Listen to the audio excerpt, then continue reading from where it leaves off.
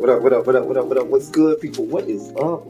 They went from the fourth level of hell and sent us down to the seventh level of hell. Why? Because then you got Kwanzaa pulling out her titties. The whore pulled out her titties. And these whore bags over here started feeling and fondling on her tits. Mike. I don't have it to do with you. Girl, you can go over there, rant and rave. Girl, you can shake all your rainbow bright hair all you want, dear one. I'm not doing this. I'm not doing this with you, dear one. I'm not doing this with you, dear one. I don't have nothing to do with you, and I'm done. Baby, you can scream my name from the rooftops from now till Jesus come back. I'm done after this. Introduced to Tick's Meat. Do you see what I see? Did y'all really hello, casting, wardrobe, y'all let him roll up out of wardrobe with these fans on, giving us all of this, thinking we were not going to see it? We have been waiting with bated breath and anticipating all season long for the slightest glimpse, and y'all just put it out there this episode in all of its magnificent glory. Listen, that young man said, baby, you ate on this first date, you giving up the cooch on the first date, okay? Well, you gonna run me my coins. Run me my cooch or run me my coins. Run me my cooch or run me my coins. Run me my cooch or run me my coins. That's our new theme song. That is the new song. Listen, somebody need to put a beat to that. Run me my cooch or run me my coins. Run me my cooch or run me my coins. That's what y'all got going on. Called out Sandcastle. Sand, bitch. Ow. Oh my God, it was so funny, girl. Ooh, baby, listen, let me tell you something. This shit started to turn into the precursor for some gay porn. That's what I thought it was. Because Big T is getting all, the voice starting to go deeper and get a little more wet and moist and sentimental and all this shit. And it was real gay at this point. Like, I thought the bitches was gonna, I thought Lil Murder was gonna turn Big T around and do him like he did Uncle Cliff and do the grease it up with City Lou and ran right in there. It's not a coincidence that Big T started off the conversation by trying to find out if Lil Murder was fucking Mercedes, which he found out he's not. It's also not a coincidence that he would start talking about prison. Why? Because the bitches was probably fucking in prison. Uncle Clifford, you better go get your man. Big T got plans for that. Well, he had on look like something Big Bird vomited up or something like that. Like, I did not like it. That Big Bird couture he was going for, it did not work. Like the pastor of a gay mega church on Easter Sunday. Okay, it was way too much sequins. He had on way too much makeup. Baby, his face looked like Yala Van Zap's neckline. Okay, just way too much makeup, clumped here everywhere on his face. Get it together, sweetheart. And you're a big girl, so that gives you a whole lot of canvas. So that was a whole lot of makeup, honey. Yeah. Rico looked like he was auditioning to be one of the three kings, or he was auditioning to be the main character on Jesus Christ Superstar. Girl, Wayne, did you have on a blue thong or a blue G-string or something? If you did, I want to see it. Get me up in my DMs, I do want to see if you have some blue thong or a blue Josh strap or something like that. I'd love to see it. Anyway, but I liked it with the turtleneck. Now, Troy.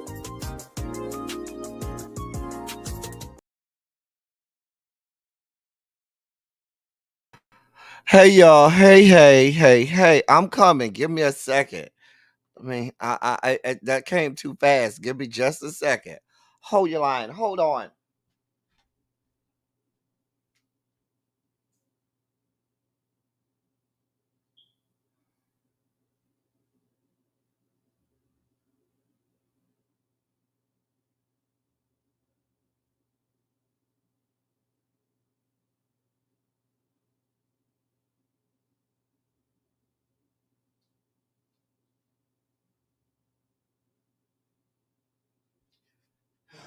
All right, we ready.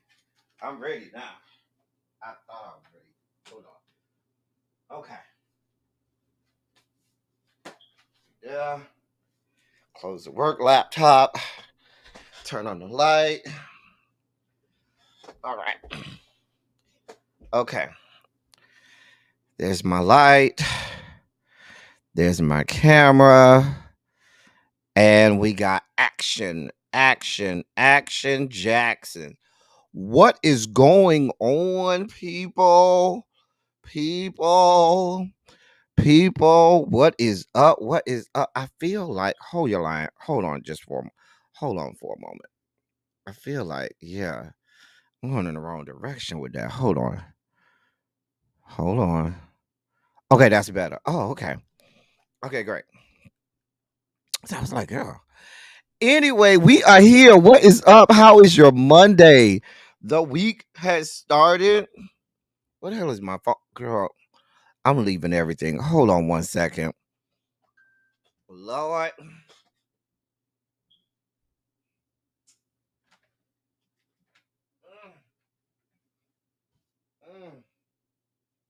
Okay. Oh boy. Oh. Mm. Well, that's interesting. Anyway,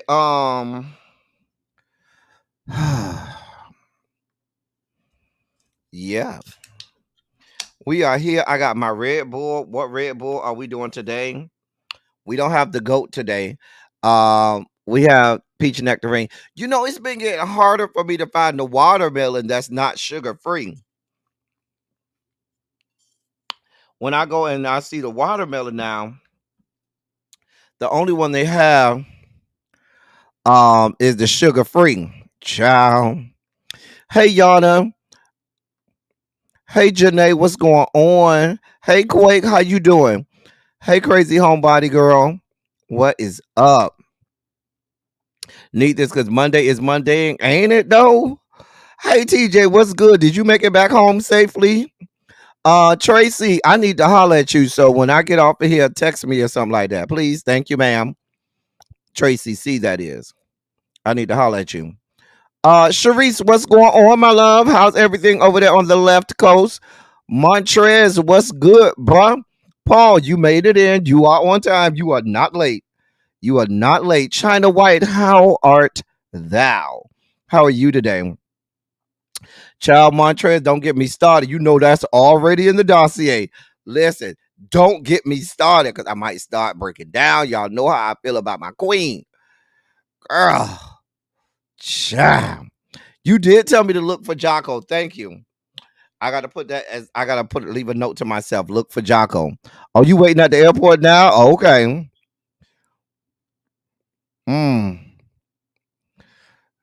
Mm.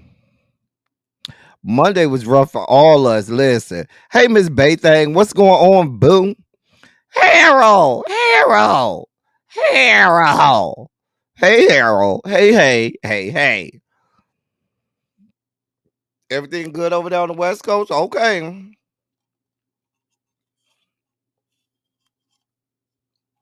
Y'all good over there in the Bay Area? Miss Baythang? Cha. Anyway, we are here.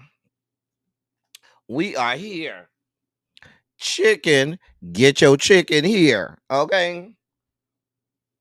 I had somebody send me a DM and ask me, why do I say chicken, get your chicken here? And I was like, you don't know what that's from? I didn't tell them, but I was like, oh, just go Google it or something. You'll figure it out. You gotta know what chicken, get your chicken here is from. Chicken, get your chicken here. Anyway, go ahead and take your seat by your good bestie. Let me post the notifications. Go ahead and claim your seat now by your good Judy and everything. Cha. Go ahead and claim your seat. Let everybody know. Um, go ahead and claim your seat. Let a bitch know not to sit by your girl, by your good Judy, by your homeboy, by your dog, by your BFF Jill. Hey, Complex 613. Hey, Jason, what's good, bro? Go ahead and claim your seats by your BFF Jill. IDK, my BFF Jill. Go ahead and claim them. Claim it out. Claim it. You better claim it. Claim it. Claim it. Claim it.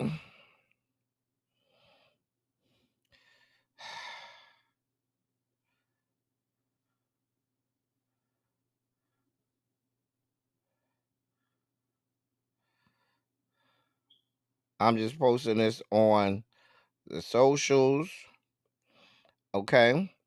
There goes um there goes the Instagram and we'll do YouTube. Y'all know we got to talk about my queen.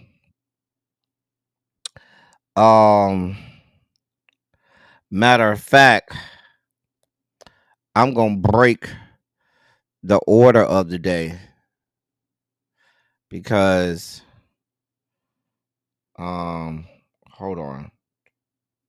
What am I doing? I'm posting on YouTube. Y'all see I got this how fast I got distracted, right? Y'all see just how fast my ass got distracted. God. Okay. Okay.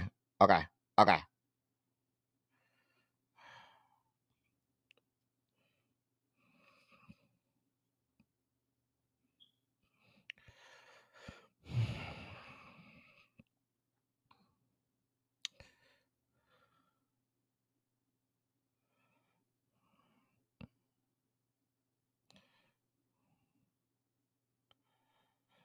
All right. All right.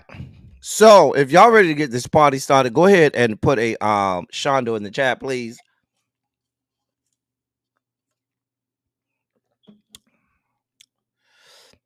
Yes, Montrez chicken. Get your chicken here from Moesha.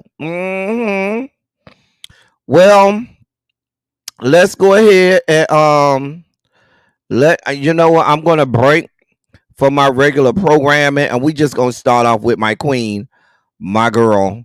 There's breaking news. This just broke about an hour ago about my queen, Queen Mariah. It has been confirmed. She lost her mom. Her mom passed away. Not only her mom, but her sister and her mom both passed away on the same day. Her mom Patricia and her sister Allison, they both passed away on the same day. That's being confirmed by several news outlets. And this happened over the weekend. She said in a statement, quote, "My heart is broken that I've lost my mother this past weekend. Sadly, in a tragic turn of events, my sister lost her life on the same day. I feel blessed that I was able to spend the last week with my mom before she passed. I appreciate everyone's love and support and respect for my privacy during this impossible time." And that's an end of quote. As you all know, Mariah was exceptionally close to her mom. Her sister Allison and Mariah, were kind of estranged. Remember, Allison sued Mariah over her memoir and so forth, and all of that good stuff. So her Mariah and her sister wasn't that um wasn't that close. Um, but Mariah and her mom, through their ups and downs, they, like all children and their parents, they have their ups and downs, but they remained even as you can see, even in her last days, they still remain close and had a close relationship. They've all, like all parents and their children, they have their ups and downs, but they still remain close. So, for those of you all who are just coming in and who did not get that news, hey everybody coming in. Mariah Carey lost her mother Patricia and she lost her sister Allison on the same day this weekend. She didn't say which day. She didn't say whether it was Saturday or yesterday. Um there's also no cause of death for either one. From sources that I've looked at, it seems like they passed away in separate incidents or separately. It wasn't like they both died in a car accident. That's what I'm being told right now. However, they haven't officially released any details on the cause of death for either one. I can't even imagine. I mean, just losing a mother is devastating. But if you lose your mom, and even if you have an estranged relationship with your sibling, you don't want to have to mourn the deaths of two, of your immediate family on the same day. So I'm sure that's hard. I'm also certain that that is um tragically hard as well on her children who did love their grandmother. So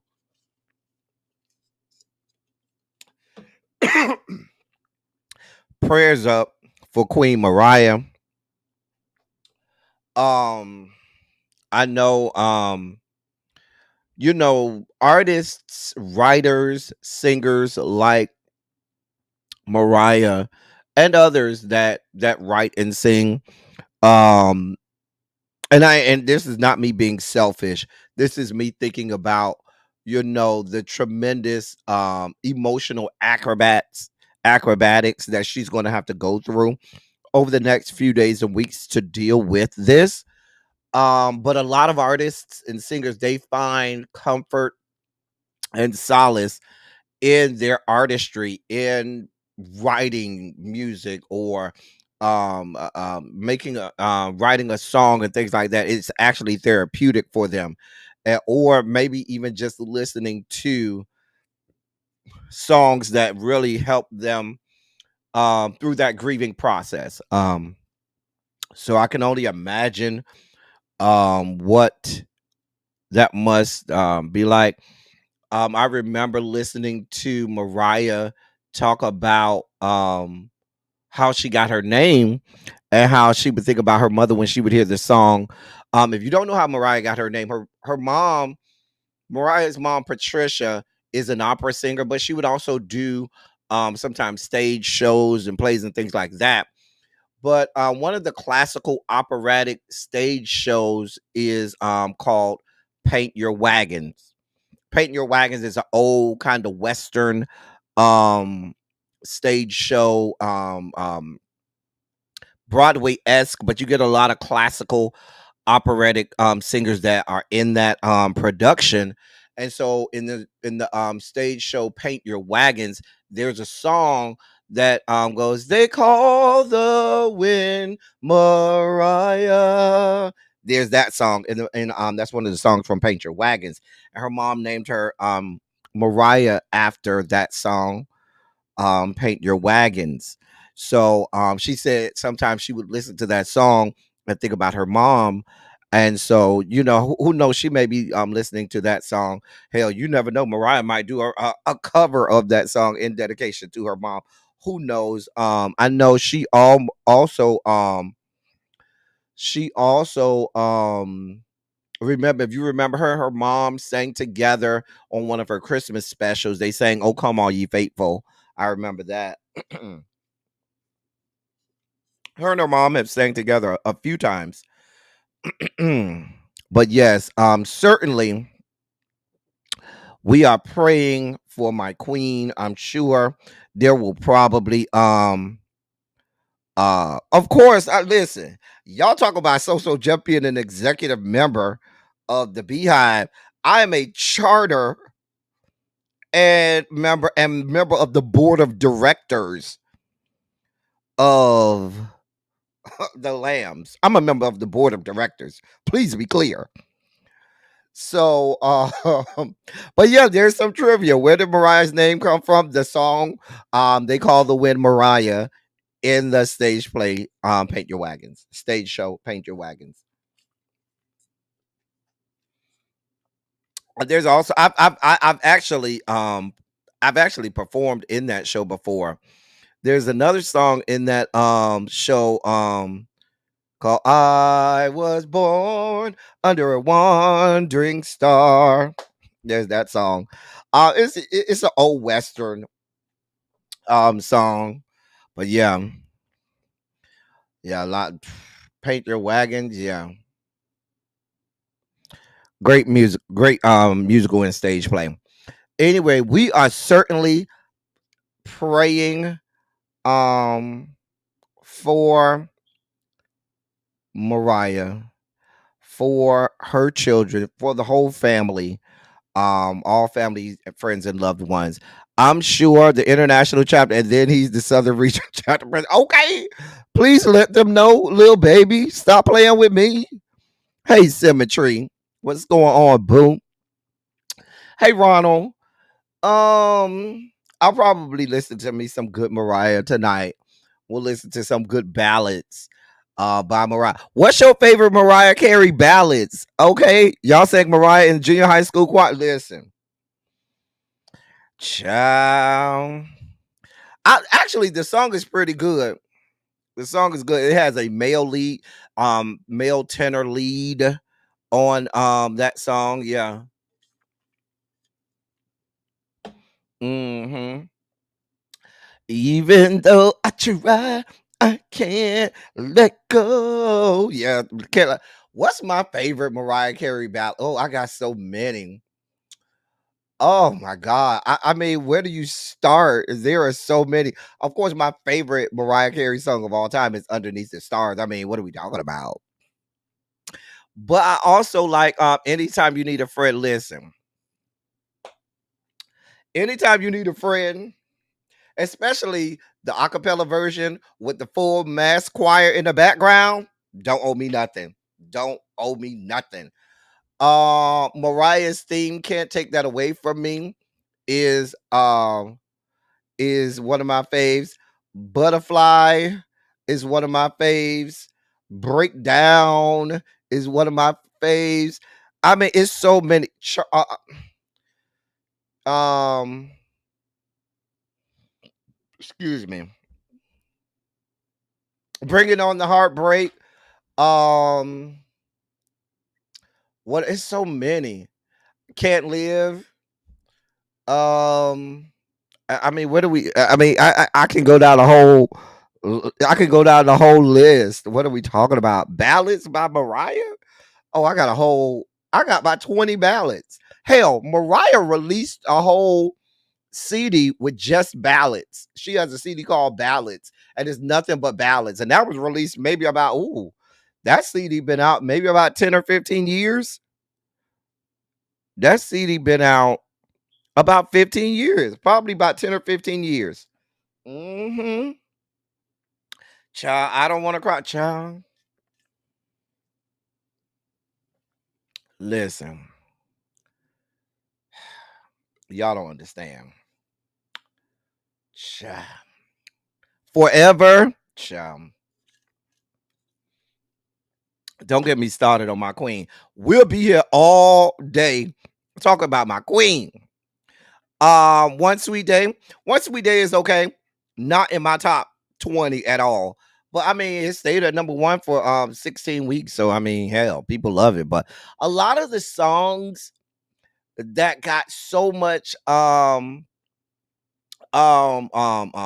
chart topping appeal aren't my favorites. Like I didn't like My All. I did not like My All. I didn't like We Belong Together. My All I did not care for. We Belong Together, don't care for. One Sweet Day, it was okay, but it was just for me.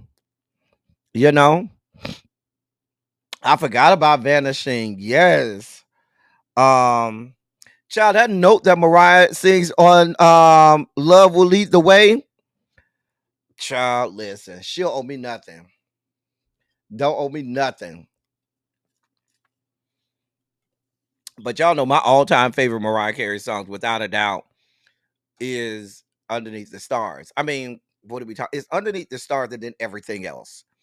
Uh, what are we talking about here? Of course, Fly Like a Bird is a classic. Gotta love Fly Like a Bird.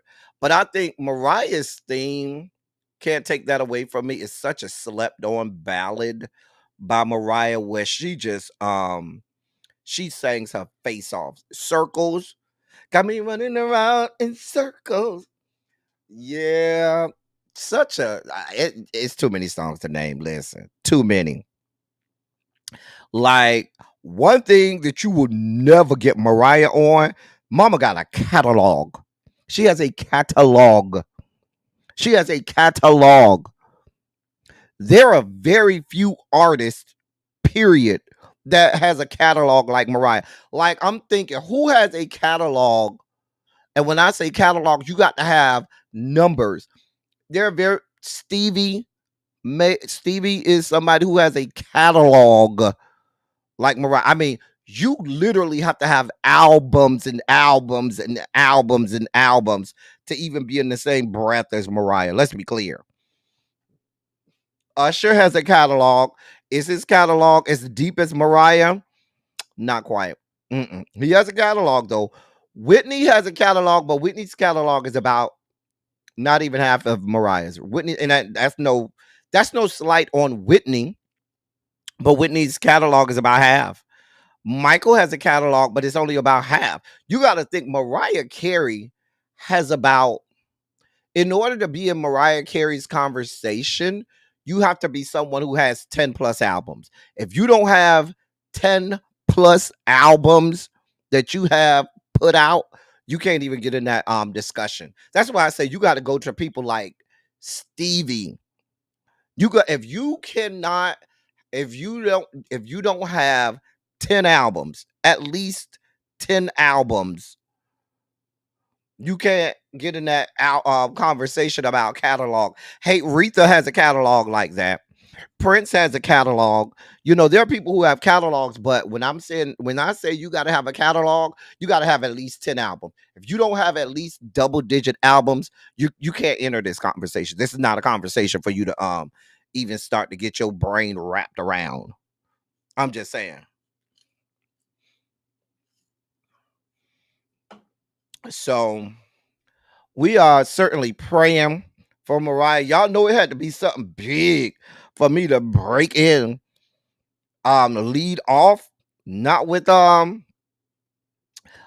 regular breaking news. Child. Dolly does have a catalog. She does. She absolutely does. Dolly has a catalog. She does. R. Kelly does have a catalog as well. He sure does. You can't take that away from him. He has a catalog. But yeah, you talking about when you put Mariah Carey's catalog up against somebody, it's Mariah Carey's catalog goes up against all-time greats catalogs. That's what I'm saying. Like, you cannot even you have to put her, up there with all-time greats. Very few people are even in the same breath as her. And what made it so much easier for Mariah is she's a writer and she can write for herself.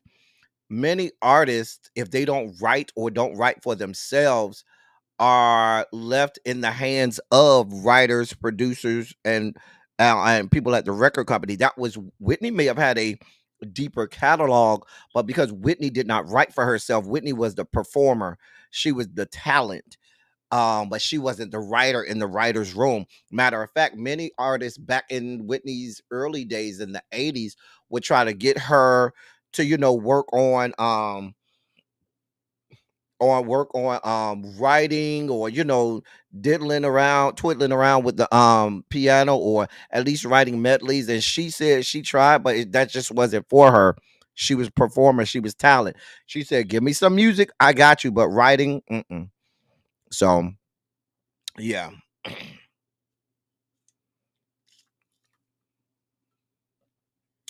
Yeah, exactly. You have to have a career that spans decades. So that's why I say the first name that comes up to mind when you talk about a catalog that is comparative to Mariah is Stevie. Stevie's been around 60 years, and Stevie's been in the industry 60 years, somewhere around that much, 60 years almost.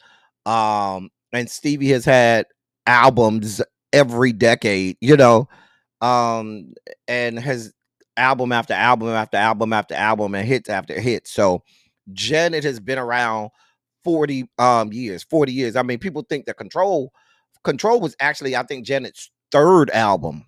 Control was Janet's third album. People think that that's Janet's first album. It's just that her first two albums didn't do well. That was her third album.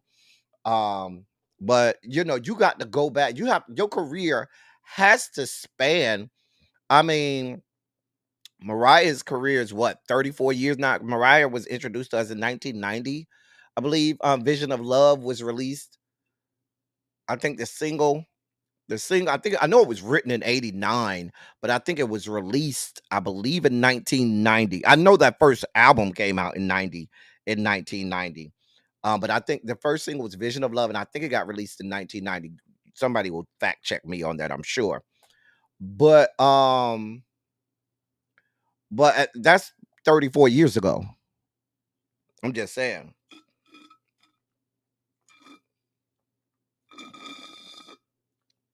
Anyway.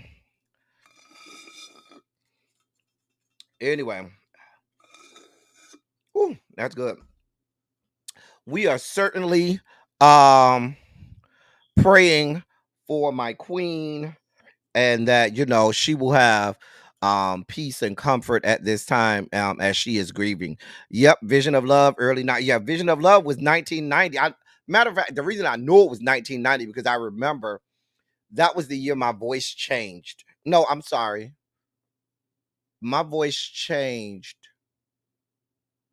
Yeah, it was during Vision of Love because I remember when this album first came out, I still had my soprano. I would be able to hit every note with Mariah, every whistle note, every high note was here for it. And I remember I was walking home from school one day. I had my Walkman in. I had a Walkman. Matter of fact, it wasn't my Walkman. My aunt thought she lost her Walkman, and I had hid her Walkman in my book bag. And, and I never took it out of my book bag. So I will always listen to it walking to her from school. So my aunt didn't know that I had it. Anyway, I remember listening to it, and I remember I was singing, what was I singing? I think I was singing All in Your Mind. Baby, it's all in your mind. Something I was singing. And I think it was Baby, It's All in Your Mind from the first album. And I remember I tried to hit a note and it cracked. I was like, oh, wait, what was that? In the middle of walking home from school. I said, oh, maybe I just need some. I remember going to the corner store and I bought me one of them little corner. You remember the little quarter juices that got the little silver thing at the top? You just punch a hole in the little silver thing at the top. That's what I went, and they used to cost a quarter. The little quarter juices. Y'all know what I'm talking about. Got the little silver tab at the top. You just punch a hole in the little silver tab at the top. You know what I'm talking about. So I bought one of the little quarter juices. I said, oh, maybe something in my throat. And you always had to get the red one because the red one tastes better than all the other ones. Anyway, so I bought me one of them. Girl, I'm thinking, oh, okay, my throat just scratchy or something. So I said, so I drank it, right? So I said I was okay. The next line or whatever, I was all right. Baby, another line came and I was ready to hit my note. And my shit said, I said, oh, what is that? And I was like, wait, it ain't nothing wrong with my throat. I said, what is going on?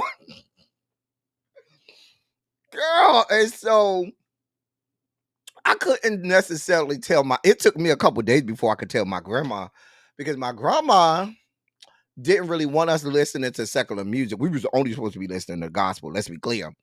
I couldn't tell my aunts them because remember, my aunt didn't know I had stolen her Walkman. And then they would have asked me because I was in like 5th grade. I think I was in like 5th grade. Matter of fact, I'm sure I was in 5th grade. And I remember my aunt was they would have asked me, where did you get the money to buy this cassette tape from? That was a whole nother story too. So I ain't want to have to explain all of that. Child. But girl, yeah, it was shaped like a plastic barrel tacos and tequila. You know what I'm talking about. Don't act like you don't know what I'm talking about. So it took me about a week, honey. As a matter of fact, it was my granddaddy that pointed it out. Because my granddaddy was asking me something, and I started talking to him, and then like it got, well, you know, when you're a boy, your voice starts changing. It starts getting real bad. It gets way worse. So I started talking to my granddaddy, and my voice started really cracking real bad. Like after a couple of days, my granddaddy told my grandma, Yeah, that young man going through the change. He saying, for long, he gonna have some hair on his nuts and all. My grandma was like, yeah, you need to go on back there and, let him know.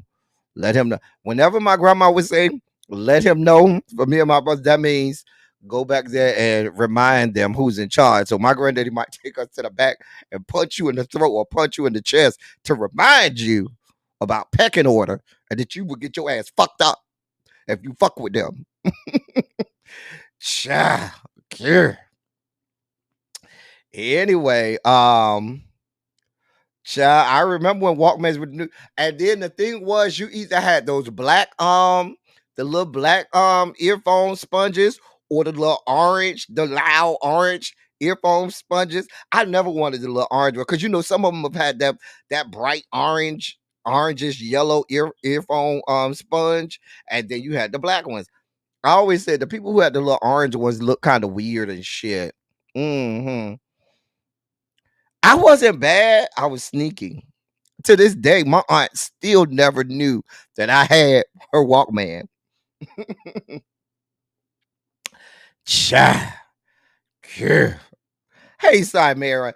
Anyway, we are just like we are reminiscing. I know Mariah is grieving right now, and we certainly pray for her. But I hope that she also, just sometimes, sometimes in your mourning process, you want to remember good times, and in the middle of your tears and grieving, you want to remember some of those laughs and good times and all of the moments that you shared together and so forth. So I hope that just like we're having a good time reminiscing today, that Mariah can reminisce on about good times with her mom, and certainly have a good time. I don't remember the gray ones, Jason. I remember the black ones. Then you had them loud orangish yellow ones. Them things look real crazy. I never wanted them. Thank God my aunt didn't have that kind. And them old earphones was flimsy as hell. They was real. Them things are break in a second. Listen, I had to hide that thing. And see, my aunts, they knew not to. I was a nerd back in the day. My book bag might have weighed more than my body back in the day. I had a lot of books. I read a lot of books. I had a lot of books for school. So my book bag probably weighed more than I did. Okay. So they didn't dare pick up my book bag to see what was in my book bag because they just knew only thing in there was books. So I never had to worry about nobody in the household going in my book bag. Nobody. Child. Child. Maybe Mariah will channel the grief into an album. That's what I'm thinking, VCon. That's what I was saying earlier. Normally artists when they grieve, it's very therapeutic for them to start writing. So who knows? Mariah might come out with some music. Listen, I can only imagine. I did have back problems. Child. Child. Anyway, I stole what? I ain't steal nothing. I just forgot that I had, grabbed them and put them in my book bag and never told her. But certainly, our thoughts and prayers are in Mariah. I mean, to lose your mom and sister on the same day, that's tough. That's tough. So we are praying for Mariah Carey and her family. Anyway, Mariah, we love you down. We gonna hold you down. You can go ahead and call me. Listen, they already told me we have a Zoom call tonight for all of the board of directors for the Lamb. So I'll be on a Zoom call later tonight with the other members of the board of directors for the Lambs. So I'll be on that tonight, and we'll talk about arrangements and everything that we have to do for our queen. So I'm just saying. Anyway, we gotta move on, Mariah. We love you down. So because we broke with our regular programming to start off with my queen. So anyway, it's time for us to get into some politics. So, ladies and gentlemen, non-binary, gender-conforming members of our audience, it's time for Larry to come and usher in our Sugar Spike segment.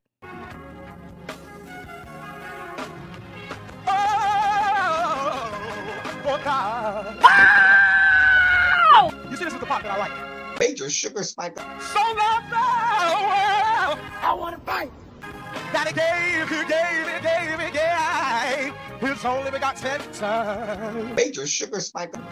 And who shall ever believe? Major sugar spike. They shall not perish, but have everlasting life. Taste the biscuit. I wish somebody help me. Jesus. Well, we are back. Thank you, Larry. We are back on the campaign trail. And I got to give you a daily updates from the campaign trail so that you are aware of what is going on.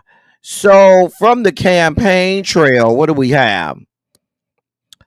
Now Donald John is on the record saying that he is going to demand, he is reiterating that he will demand the resignations of all officials involved in the U.S. withdrawal from Afghanistan. So he said, now, mind you, that happened very early in Biden's career. But what they don't talk about is that was a plan that was fully flushed out and planned during the Trump administration. It just didn't get carried out until early in Biden's not career, Biden's administration. But that whole plan was flushed out, planned, and so forth during the Trump administration and by his people. Now, as you can probably remember, with that withdrawal from Afghanistan, it was a whole, it was a shit show. I'm not going to even lie. However, Trump had an event at the National Guard Association in Michigan today. And he had a few words to say about it. He said, quote, they took soldiers out first and they had a field day at our expense and our reputation. We will never forget those brave warriors who made the supreme sacrifice for our country. Excuse me. You have to fire people when they do a bad job. We never fire anybody. You've got to fire them like on The Apprentice. End of quote. And that's what he said. I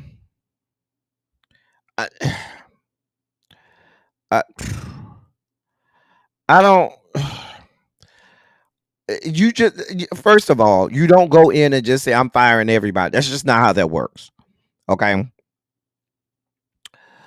But hey, do your big one, Donald John. Okay. It was something I was looking for.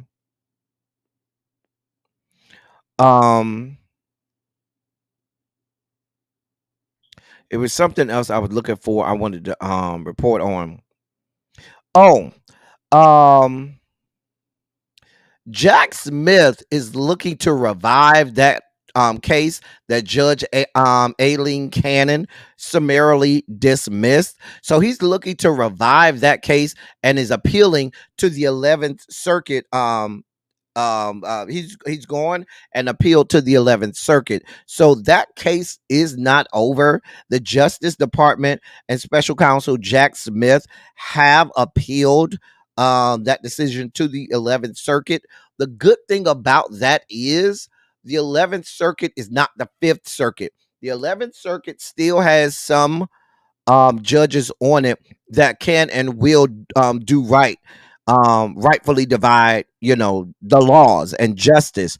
Whereas circuits like the 5th Court is where democracy goes to die. So the big news off the campaign trail today is the battle back and forth between Donald John, his campaign, and the Harris Walz campaign with regard to the debate that they're scheduled to have on ABC in on September 10th. Now, it has really gotten contentious. Donald John pretty much is looking for any reason he can find in order to not participate in this debate. He doesn't want any parts of the debate. He's on a record saying he is not prepared for the debate. So he was asked by a journalist on the campaign trail how was he preparing for the debate, and he said he was not preparing at all for the debate. He also signaled that he may or may not even show up. He wrote on Truth Social, saying, why did Harris turn down Fox, NBC, CBS, and even CNN? Stay tuned. Just doing everything he can to fan the flames of why he's probably not going to show up at the debate, because he'll get dog walked in a debate. He will absolutely get dog walked. And I believe him when he says he hasn't prepared for the debate at all. So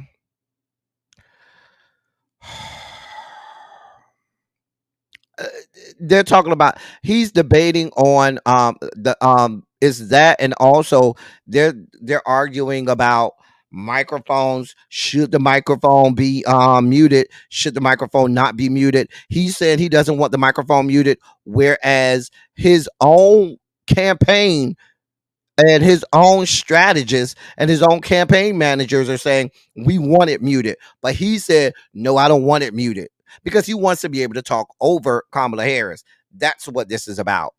I think what his campaign is afraid of is they don't want him to come off in this debate like he did when he debated Hillary. Remember the whole talking over Hillary? Remember when he went and stood behind her in the middle of the debate? They know they're losing that argument with his misogynistic ways and him leaning in on her being a woman and so forth. That's not going over well. And so his own campaign is on record saying they want the debate to include mics being muted when it's not someone's time to talk. Also in the campaign trail, now while they were in Michigan at the National Guard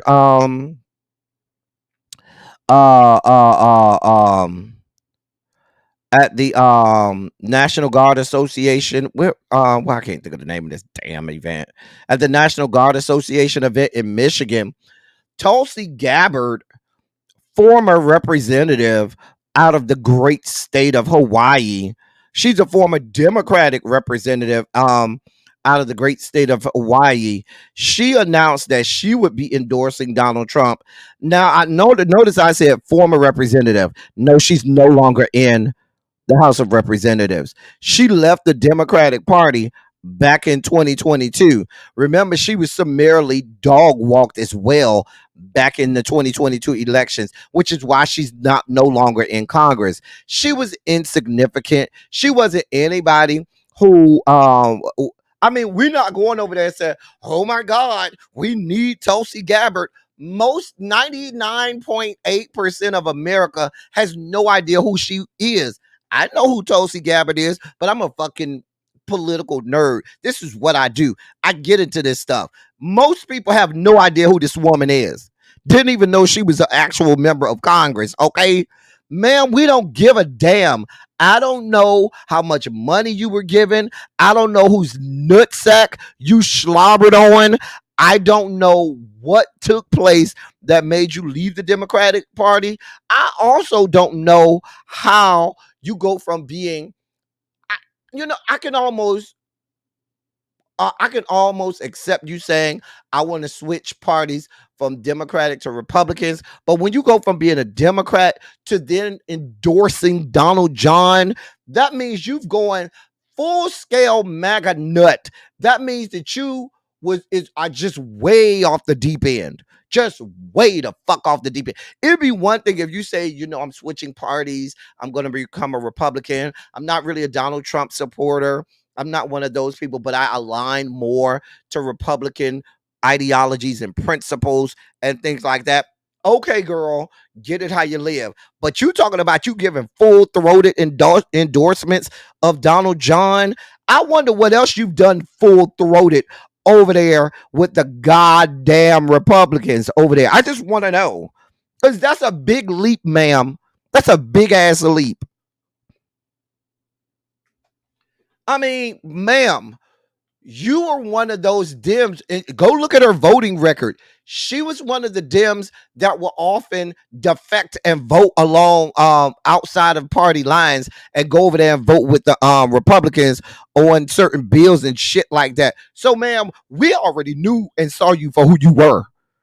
Like, you over there with the Henry Cuellars of the world and those, I ain't gonna even call them centrist Democrats. These are the Republicans cloaked as Democrats because of the districts that they live in. That's what you really got going on. Because like a Henry Cuellar, he's not a freaking Democrat. He cloaks himself as a Democrat because the district that he lives in, he cannot win as a Republican. Same deal with Tulsi Gabbard. She's from Hawaii. Hawaii is staunchly blue. She knew there's no way for her to win an election in Hawaii running as a Republican. So she would cloak herself as a Dem and really just be a Republican. We know and see who you are. We know and see exactly who you are, ma'am. You ain't fooling no goddamn body. Lord. Because you just don't go from being a Dem to a Democrat to all of a sudden you a MAGA nut. Ma'am, that's a big ass leap. Go get your life. We don't care. In other people defecting, more than 200 former aides to 3 GOP presidential nominees who preceded former President Trump, and that would be these would be aides to President George W. Bush, former Senator John McCain, and Senator Mitt Romney. 200 plus aides for those 3 Republican candidates for president endorsed Vice President Harris today. The majority of the group also endorsed President Biden back in 2020. The group wrote a letter announcing the endorsement, the endorsement today. The letter said it was a reunion of sorts from 2020, though it added that the additional Bush alumni in particular were added to the group this cycle that are opposing Trump and backing Harris. In the letter, they said, quote, of course, we have plenty of interest, ideological. Of course, we have plenty of honest ideological disagreements with Vice President Harris and Governor Walz. That's to be expected. The alternative, however, is simply untenable. End of quote. They also added in the letter, quote, at home, another 4 years of Donald Trump's chaotic leadership, this time focused on advancing the dangerous goals of Project 2025, will hurt real everyday people and weaken our sacred institutions. Abroad, democratic movements will be irreparably jeopardized as Trump and his acolyte J.D. Vance kowtow to dictators like Vladimir Putin while turning their backs on our allies. End of quote. So many of these people saw Donald John for who he was last election cycle. They might have voted for him in 2016, not knowing, I don't know how, but not knowing or believing that he could, unravel parts of our entire democracy. Then they saw him for who he was and said they would not endorse him in 2020. And then they're back again this election cycle saying we cannot in good conscience endorse him and his level brand of fuckery. But nevertheless, here we are. She did, Ronald. She did. Like, she's been trash. Tulsi Gabbard has been trash for a lot of time. She ain't shit. She ain't shit. So we saw her for who she was a long time. When she called herself defecting, now mind you, she was on record defecting from the Democratic Party after she got her ass dog walked in that goddamn race because her own constituents saw her for her fuckery. And they were like, hell nah. And she got primaried. And then she said, oh, I'm no longer a Democrat. You never were. That's why you got primaried. Raggedy heifer. Hey, L Love. How you doing, my love? In more things from the campaign trail, though. In one of the first polls that one of the first major polls, I should say, that we've seen since the DNC, that poll is showing Vice President Harris with a 7-point lead over former President Donald John. And this is a national poll that was released on Friday. And that is one of the first, it was one of the first major polls since the DNC. Which bodes well for Kamala. But remember, polls do not dictate how people will vote. Polls just give you a snapshot. But in that poll, and this was a survey that was done by Fairleigh Dickinson University, and they found that Vice President Harris is leading Donald John nationally with 50% support to his 43% support. And these are from respondents that said they will vote in the November election. So these are likely voters.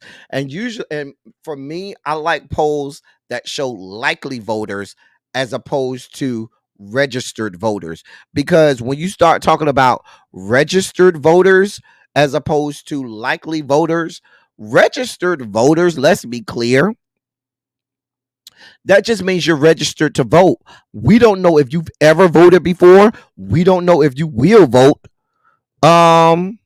in this coming election. So I always like, when I look at polls, I like to see whether or not it's likely voters or registered voters. So yeah, there's that. All right. See if I'm missing anything from the campaign trail.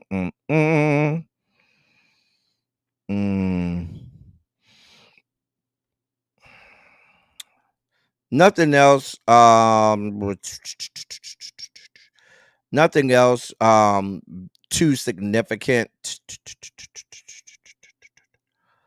from the campaign trail. So that's our updates from the campaign trail.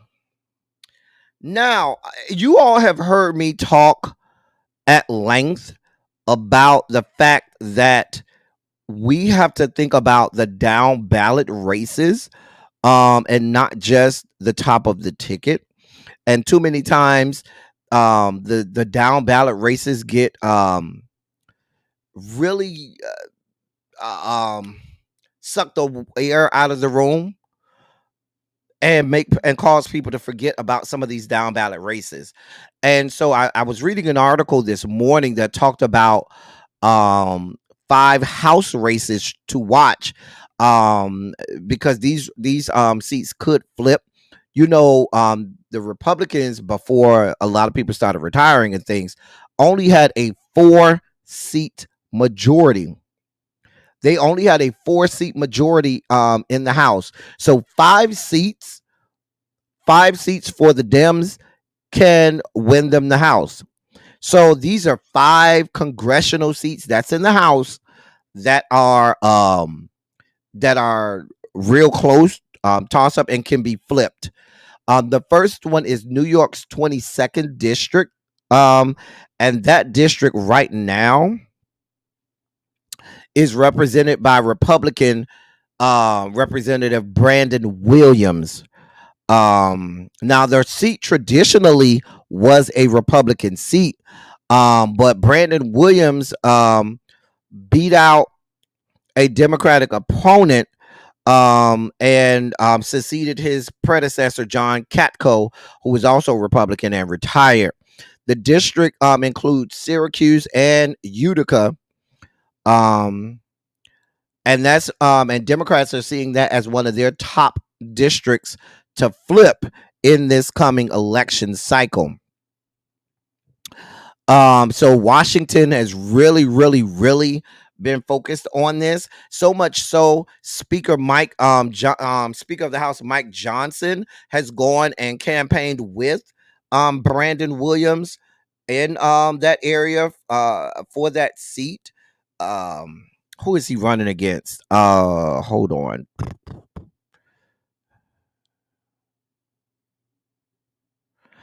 State Senator John Mannion is the Democrat that's running against Brandon Williams. The DCCC has started to put money into that that campaign right there. Now, somebody's going to ask me, what is the DCCC?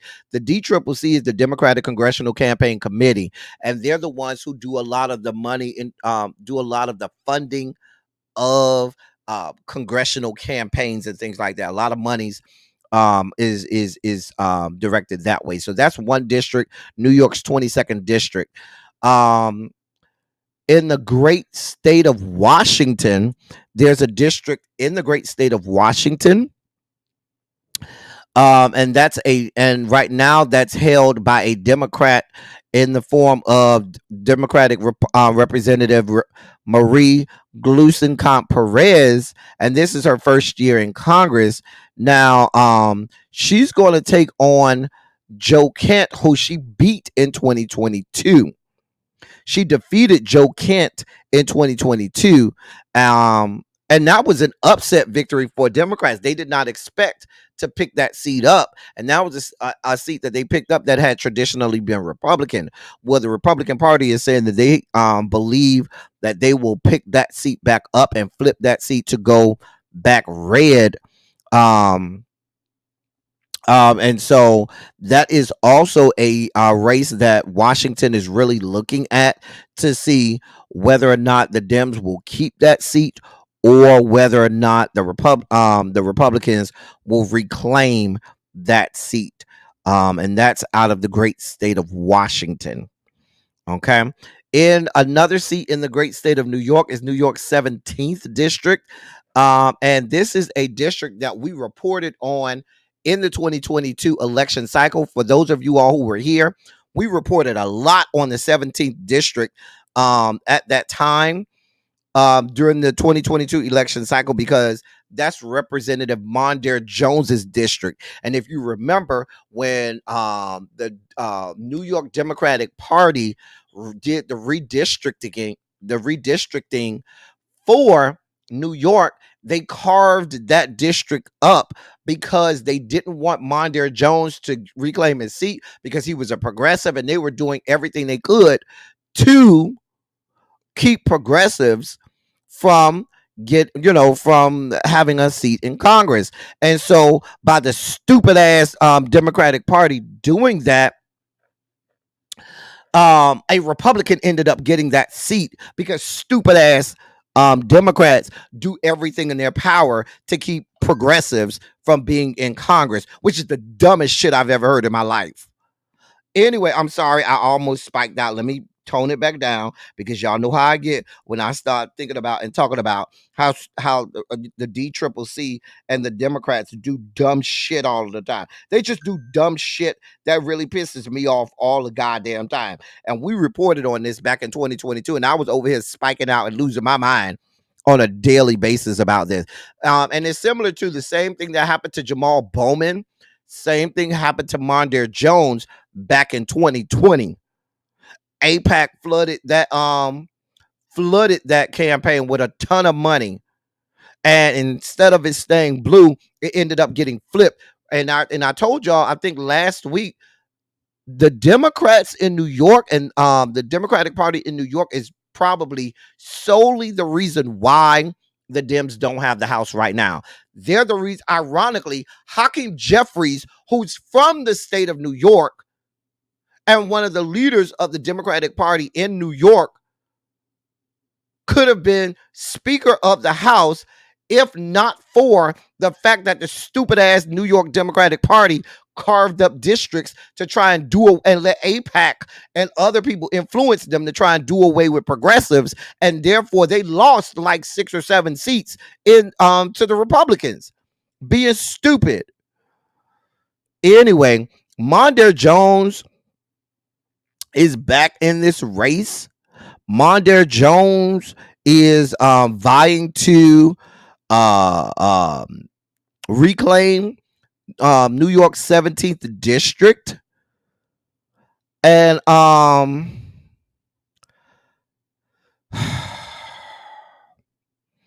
yeah, I feel good about this. I feel good about this race. I'm hoping that he will unseat Republican Representative Mike Lawler.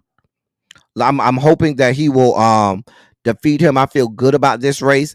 The Dems. Here's what's happening with this district. The Dems know they need this district, and they know they couldn't defeat. They focused so much of their attention on the Jamal Bowman race.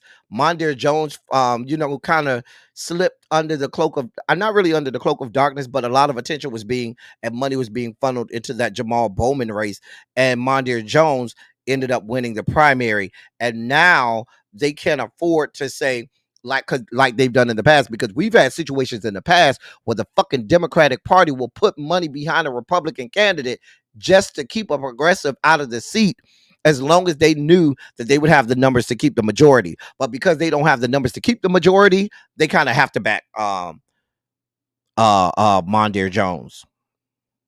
Let me go on to another district before I lose my mind again and spike the fuck out, because these people really be pissing me off at times. Let me see what y'all saying in the chat. I have not even been reading what y'all saying. And you can see what they had running ads in Hurricane Rally, Florida, in the Gulf Coast state, telling them the project putting power to privatize National Weather Service. That's in the middle of the bump. Yeah. They hold the purse. Hey, Xavier. It was Cuomo who pushed for that. Cuomo did push for that redistricting. You're absolutely right, Simera. You are absolutely right. Capital gains. Tax is going to destroy everyone. Listen. Where am I at? Pennsylvania's 8th district.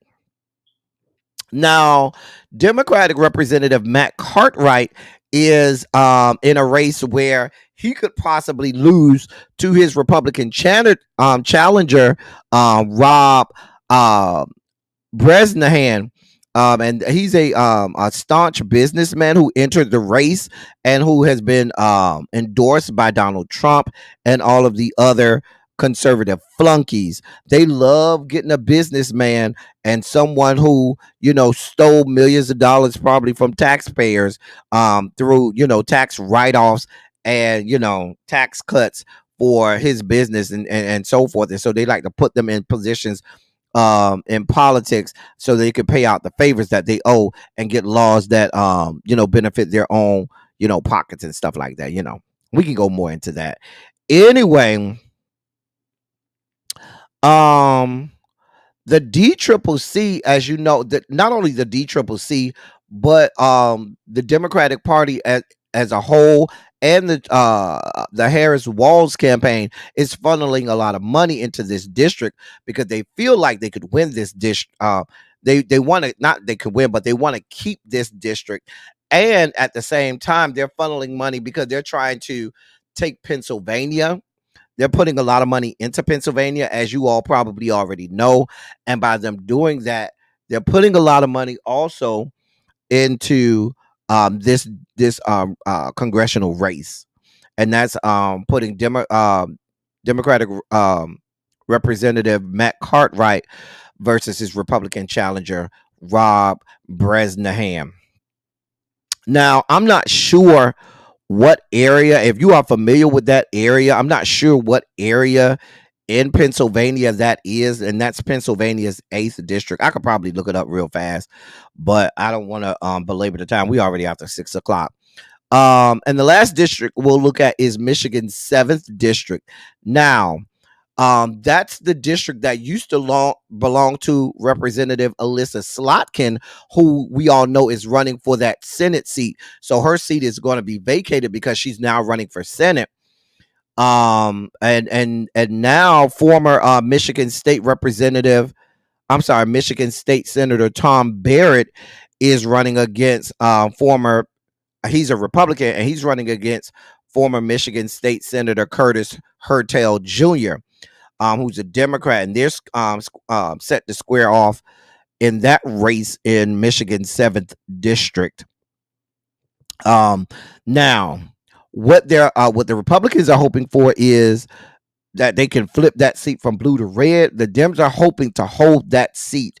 Alyssa Slotkin had defeated Tom Barrett in the 2022 election. She defeated him by 5 points in the 2022 election, but Slotkin was the incumbent, and Slotkin was well liked in that district. Curtis Hertel, although he's a former state senator, is having a much harder race against Barrett. And so Republicans feel like that's a winnable seat for them, whereas the Dems want to keep that seat. Now, the trend goes, if the top of the ticket can hold steady, it bodes well for a lot of these down ballot races. But we can't forget these down ballot races. We got to think about the Senate. We have to think about the House. We also got to think about those state senates and those state houses, because those things can really, really, really impact us quite dearly. Hey, Angela, what's going on? In other political news, now we know a few weeks ago, we mourned the death of Congresswoman Sheila Jackson Lee. Well, now the daughter of the late U.S. Representative Sheila Jackson Lee is seeking to finish her mother's term in office. Erica Lee Carter submitted paperwork last week, because there was a deadline last Thursday to be a candidate in a special election in which voters will choose who will complete, I should say, Sheila Jackson Lee's 2-year term representing the Houston congressional district. Her daughter, Erica Lee Carter, is running as a Democrat. She filed the paperwork with the Texas Secretary of State last week, and it shows that besides her, 2 Republican candidates are also vying to finish out Sheila Jackson Lee's term. But the district is solidly Democrat. The special election is set for November 5th. The same day, voters will also decide who will succeed Sheila Jackson Lee and serve the district for the next 2 years. Earlier this month, former Houston Mayor Sylvester Turner was chosen by local Democratic precinct chairs as the party's nominee. Sheila Jackson Lee had already won the Democratic nomination for what would have been a 16th term before her death on July 19th. If her daughter wins the special election, she will serve until the next Congress begins, which is on January 3rd. So that is an update on that. Interesting. Now, all y'all who stay in Maryland, come to the whiteboard. All my DMV people, even if you don't stay in Maryland, but you live in DMV, yeah, y'all come up. Come to the whiteboard. I need y'all to come to the whiteboard. Because and mind you, I know about this because my best friend, he stays in Maryland. I talk to Really B all of the time, who's up there in Maryland. My ex is up there, and so I keep up with what y'all got going on over here. But I need y'all go ahead and put a 27 in the chat if you in the Maryland or DMV area. Go ahead and identify yourself. Come up to the whiteboard, please, please, please. I need y'all to check in. Go ahead, because we need to have a conversation. Uh-huh. Let's have a whole conversation. Because I'm about sick of y'all. I'm about sick of y'all. Let me tell y'all something. Now, for those of you all not from that area, come on, right down to the whiteboard. Many of you all are not from that area, so y'all don't know who this bald head Uncle Fester looking guy is. This is, hey, Kia from DC. This is former governor of the great state of Maryland, Larry Hogan. Let me tell y'all something, Marylanders. Do not let this man get y'all fucked up. Do not let this man get all of us fucked up. Okay? Y'all be over here slurping from the Larry Hogan gravy train. Y'all be all, oh, we like Larry. Oh, he's not that bad. Let me help you understand something. Remember when I was talking about Tulsi Gabbard and Henry Cuellar, who were really Republicans but cloaked themselves as Dems because they lived in a Democratic jurisdiction or a Democratic district, but they really were Republicans, calling themselves them. Larry Hogan is a Republican and never changed from being a Republican, but managed to fool some of you all into thinking that, oh, he's not that bad. Oh, he's likable. I went and did some research on this young man, and I find that the record just does not add up. He is very much so aligned with the Republican Party and all of their principles. Okay, he's here for it. He's here for it. I hear so many people, so many Democrats over here, skirting the fence. I'm really thinking about, Larry Hogan because he was so good. I got a news flash for you.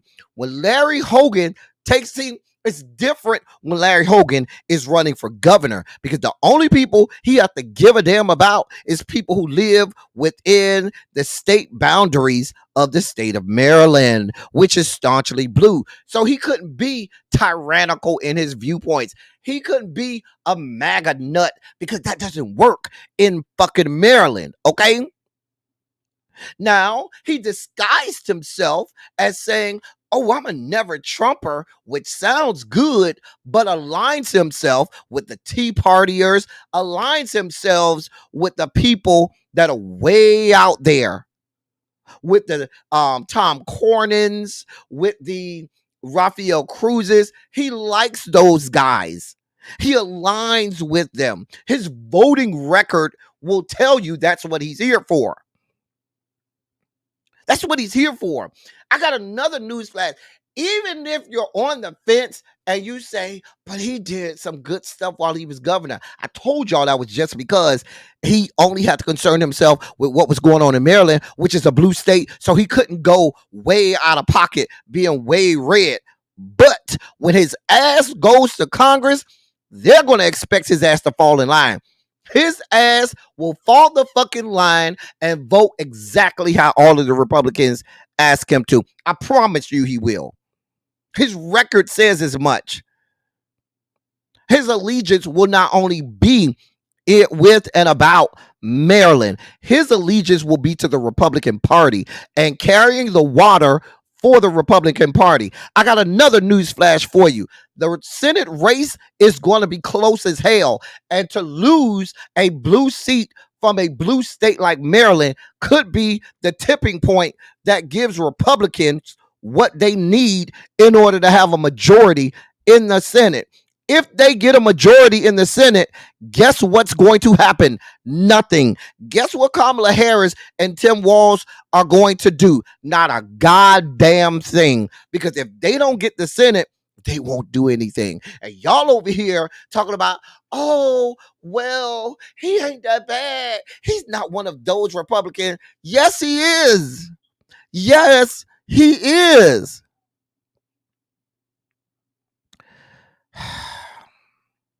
He is. I'm, I was looking at something earlier today. He was at a campaign rally, and he was asked by one of the reporters there, "Hey, sir, I know you're running for the Senate.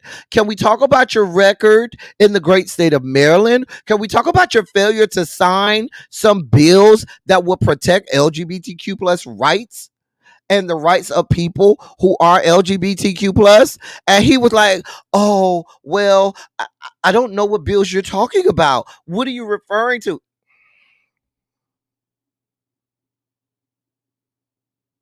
Sir, we're not gonna play this game, okay? We're not gonna play um this game. Those LGBT, and see, here's what he does. His When he does campaign speeches or he does commercials, he will tout the fact that all of these LGBTQ plus bills went into law under his administration, not telling you he didn't sign not one of those goddamn laws. The laws went through because Congress overrode him, and Congress let it go into had enough to override his veto and the fact that he did not want these laws to go on the books. Please be clear. He's touting that as a victory, but that wasn't him. That was the Maryland legislature. And there are many other issues that he's the same way on. These people will make you believe one thing, and they will sit their asses over in the Senate and veto any nomination for the federal bench that Kamala Harris puts up there. They will have us into July, August, and September before we get confirmations for remember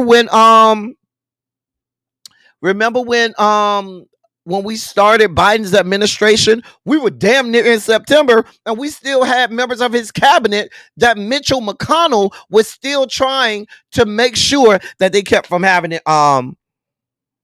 getting confirmed. Remember that? I'm just telling y'all how this is gonna go. Y'all better wake up and smell the coffee over there in Maryland. Listen, I don't want to do this to y'all because I love y'all in the DMV area, but y'all cannot be over here drinking from the goddamn Larry Hogan Kool-Aid. This is not up for debate. This is not something where we could be like, oh, well, no. What is at stake is more than just Maryland. Maryland giving up a seat to the Republican Party will impact all of the country. This will impact the entirety of the country if this goes wrong. If that ends up being the seat that the Dems needed to make sure they kept so as to keep power in the Senate, y'all are going to wish you did not do that, because I promise you, y'all are going to be those are going to be the same people that'll vote for Larry Hogan when Kamala Harris, when the Republicans take back the Senate and Kamala Harris is not able to do nothing. Then the next election cycle, should she win the next election cycle, they're going to say, well, Kamala ain't do nothing. Well, I ain't seen them do nothing. Really? Did you forget that you gave them the Senate because y'all wanted to carry the water for fucking Larry Hogan, who don't give a damn about y'all? Because guess what's going to happen if he takes the Senate seat? He ain't going to do nothing but take the money from special interest groups, from business conglomerates, from lobbyists who he will do their bidding, and then he will sit there and be forced to vote along party lines. And then he'll be in there for 6 years. So even beyond the next election cycle, he still will be in that seat for another 2 years. So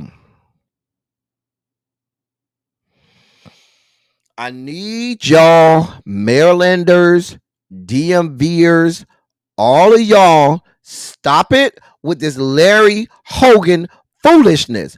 We cannot afford for y'all to be wishy-washy on this. We cannot afford this. We cannot afford for y'all to have this, uh,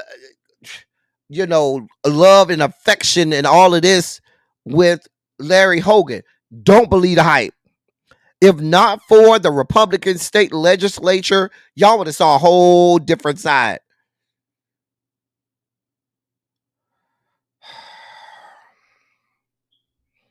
So we know we got Angela also Brooks. We know that she's running for that Senate seat.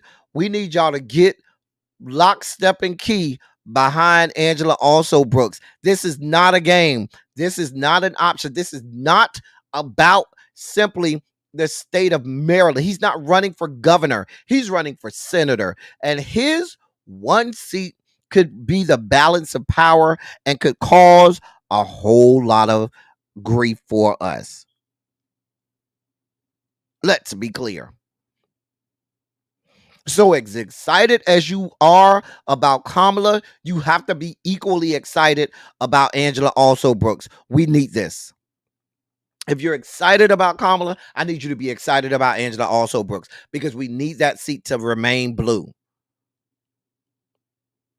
Maryland is not one of the states that we should be over here having a whole conversation about. Maryland is supposed to be a blue state. We should not be having this conversation, those of you all in Maryland. But I hear y'all too much talking about Larry Hogan, and I don't know what y'all got going on. So we have to have this hard conversation. Let's have the hard conversation. Y'all got to let this go. This ain't about just y'all. This is about the balance of power in Washington. I'm sorry, Marylanders, that we had to have this conversation. Hopefully, we don't have to repeat this conversation. But that race over there is looking way too close. And for a blue state, that race should not be that close. Right. Well, like, why are we having these kind of issues in Maryland? I shouldn't be having to go through this in Maryland. I mean, if you tell me, okay, we having this conversation in North Carolina, Georgia, Florida, Texas, these kinds of states, okay, we could have these battles. But you talk about in Maryland, no, I shouldn't have to go through this Maryland. Why am I wasting my time on Larry Hogan, Maryland? Maryland! Get your life in order. Let me move on. Lord.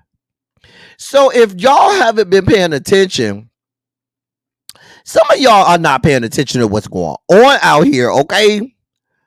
Did y'all know that these people are having a January 6th awards gala? Oh, I'm not making this. This is not like conjecture. This isn't some Saturday Night Live sketch. They are actually having an awards gala to celebrate the insurrection that they had on January 6th, 2021. It will be held on September 5th. Where is it going to be held at? I'm glad you asked. It will be held at Trump National Golf Club, Bedminster, in the great state of New Jersey. Oh, yes, because where do we want to have an awards gala? A black tie affair celebrating the fact that we had a goddamn insurrection and attempted to overthrow the fucking government. But at Trump's golf course. What? I mean, I don't know why we're surprised. We live in a country where we celebrate in the South, and we have people put up statues to men that defected and seceded from the country and tried to take over the whole United States. Remember that? Remember, we still to this day have streets. We have military bases that they just recently changed the names of. We have parks. We have cities. We have statues. We have all types of commemorations of people who actually seceded from the American government and actually fought in a war against our country and killed thousands of actual Americans. And we put up statues and name parks and streets and even fucking military bases after these people. So why am I surprised that they're having a fucking awards banquet to celebrate people who tried to fucking overthrow this government and try to actually murder members of Congress? Why are we surprised? Why are we surprised? But if, just so you know, on September 5th, they're having this awards gala to celebrate all things January 6th. Because we need to award these people for attempting to murder the vice president, murder the speaker of the House, murder the majority, the Senate majority leader, and all of the other leaders of Congress who had a guillotine set up on the lawn of the Capitol building, ready and willing to murder members of Congress and the vice president of these yet to be United States of America. And what are we doing? We're throwing an awards gala for them. They're having it at Trump's golf course. Now, Trump, quiet as it's kept, has been invited as the guest speaker. Now, his campaign says, oh, well, he's not coming.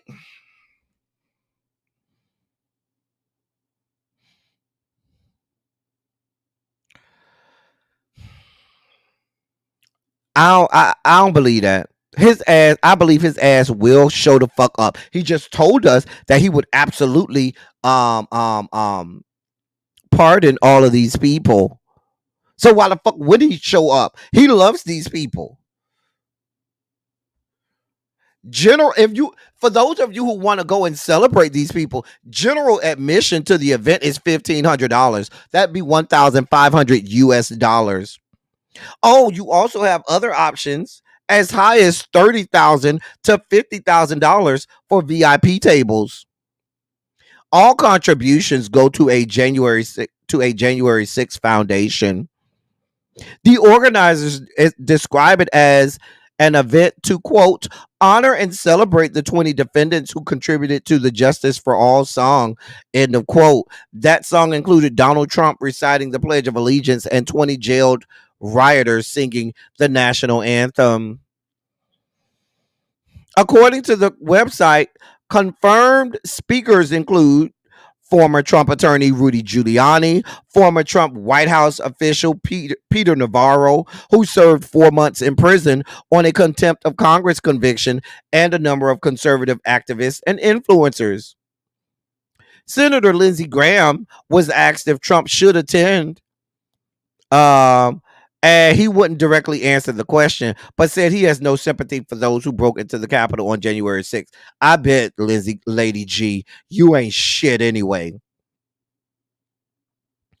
Ciao.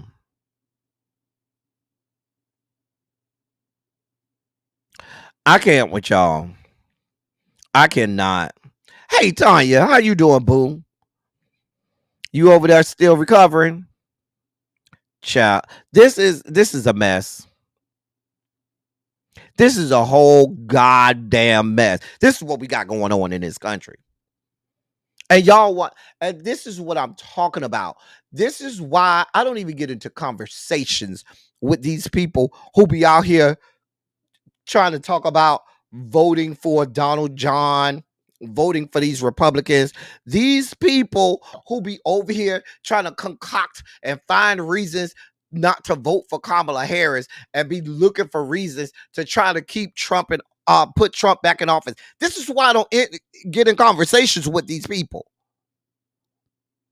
Because I promise you, the very same white people who have no problem trying to murder the sitting vice president, the sitting speaker of the House, and sitting members of Congress are the same fucking white people who will have our motherfucking asses back in chains and shackles picking cotton and fucking enslaved again. Please be clear. These are the same fucking white people. You think that people who are actively, this wasn't even a game for them, left to themselves, they would have murdered the sitting vice president and members of Congress. And you think that they won't have our stinking asses back enslaved again? You're dreaming, but you want to have these conversations talking about, oh, well, Kamala Harris, what does she do? What are you fucking kidding me? These are these fucking delusional ass bastards. That's why I don't give no time to the people like the Jermaine Duprees and the fucking that fucking whore bitch. What's her name? Fucking light bulb head. Amber Rose. I don't listen to these fucking people. I don't listen to these goddamn people because they're ill-informed. They have no fucking clue what's going on. But you want to go over here and pontificate and opine for the world about why we shouldn't or should not be voting for Kamala Harris. When on the other side, these bastards will have our ass in fucking chains and shackles again. But you want me to negotiate with these fucking terrorists. They're celebrating the fact that they tried to overthrow the government. Let me say that again. And they're being allowed to. Unbridled, unabashed. They're being allowed to celebrate themselves trying to overthrow the government. Let me move on because I might spike out. In our last sugar spiky story of the day, God of mercy, God of love. Remember the other day, I think that was just yesterday during Silly Saturday. Was it yesterday or was it Thursday? I don't remember. But we talked about the fact that, I think it was yesterday, we talked about the fact that Texas Attorney General Ken Paxton was having these raids down in the San Antonio area. Well, we're getting the stories now. It actually happened. Matter of fact, the young lady who you see on your screen is Lydia Martinez. Yeah, come up to the whiteboard. All of my Latinos, Latinas, my Hispanics, and all of this, because y'all over here looking at the blacks. Like, oh yeah, that's just y'all. We ain't got to really deal with this. Oh no, because they're coming for you too. Because who did they go and raid first? They raided members of LULAC. What is LULAC? The League of United Latin American Citizens, who are it's basically like the Hispanic or Latino NAACP. We have the NAACP. Hispanics and Latinos have the League of LULAC, which is the League of Urban Latin American Citizens. Anyway, they had this woman, 81 years old. They went and raided this woman's house. I'm sorry, she's 87. She looked good for 87 too. Anyway, they went and raided her house looking for voter registrations because she's one of the people that helps register people to vote through LULAC. So she's a volunteer. She's a lifelong teacher, and she's been a lifelong she's retired now, but she's been a lifelong volunteer for LULAC. They went in and forced themselves and raided that woman's house, took her laptops, tore her house up. Talk about they looking for voter registration. She looking at them like, I ain't got that at my house. It's at the office building. I don't have this at my house. They raided that whole woman's house, tore her shit up. And now LULAC is threatening to sue Ken Paxton and sue the state of Texas. I don't know what y'all complaining about now.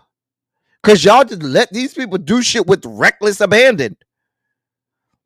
They said 9 armed police officers came to her door with police badges, riot shields, and a search warrant. At 6 o'clock in the morning. She asked, she was still in her nightgown. She asked, well, can I at least put on some clothes? They know. They said, they forced her to sit on her dining room floor and answer questions while the agents tore her house up for 4 hours.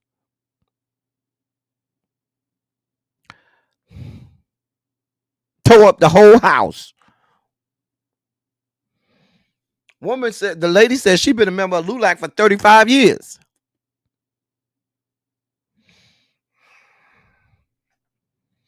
Y'all think it's a game? Y'all think it's a game? They do not care. They don't care. I just told y'all we did a story on the state of Texas that told where they said the Department of that one of the State Department, I can't remember the name of the State Department that's in charge of issuing driver's license, said they don't give a damn about court orders. You will not give out change the sex of anybody, even with a court order, because we don't give a damn about court orders. That's what they said. These people are over here not giving any regard to anything lawful at all. They don't give a damn. They don't give a damn. This is why I told y'all I'm not getting into these arguments with these stupid ass people that want to be asking me all of these questions about. Girl, I'm not getting into these arguments with these ill-informed people because I don't have enough time or earth to explain to to make sense of the nonsensical. Okay, because these people are nonsensical. I don't have the type of time.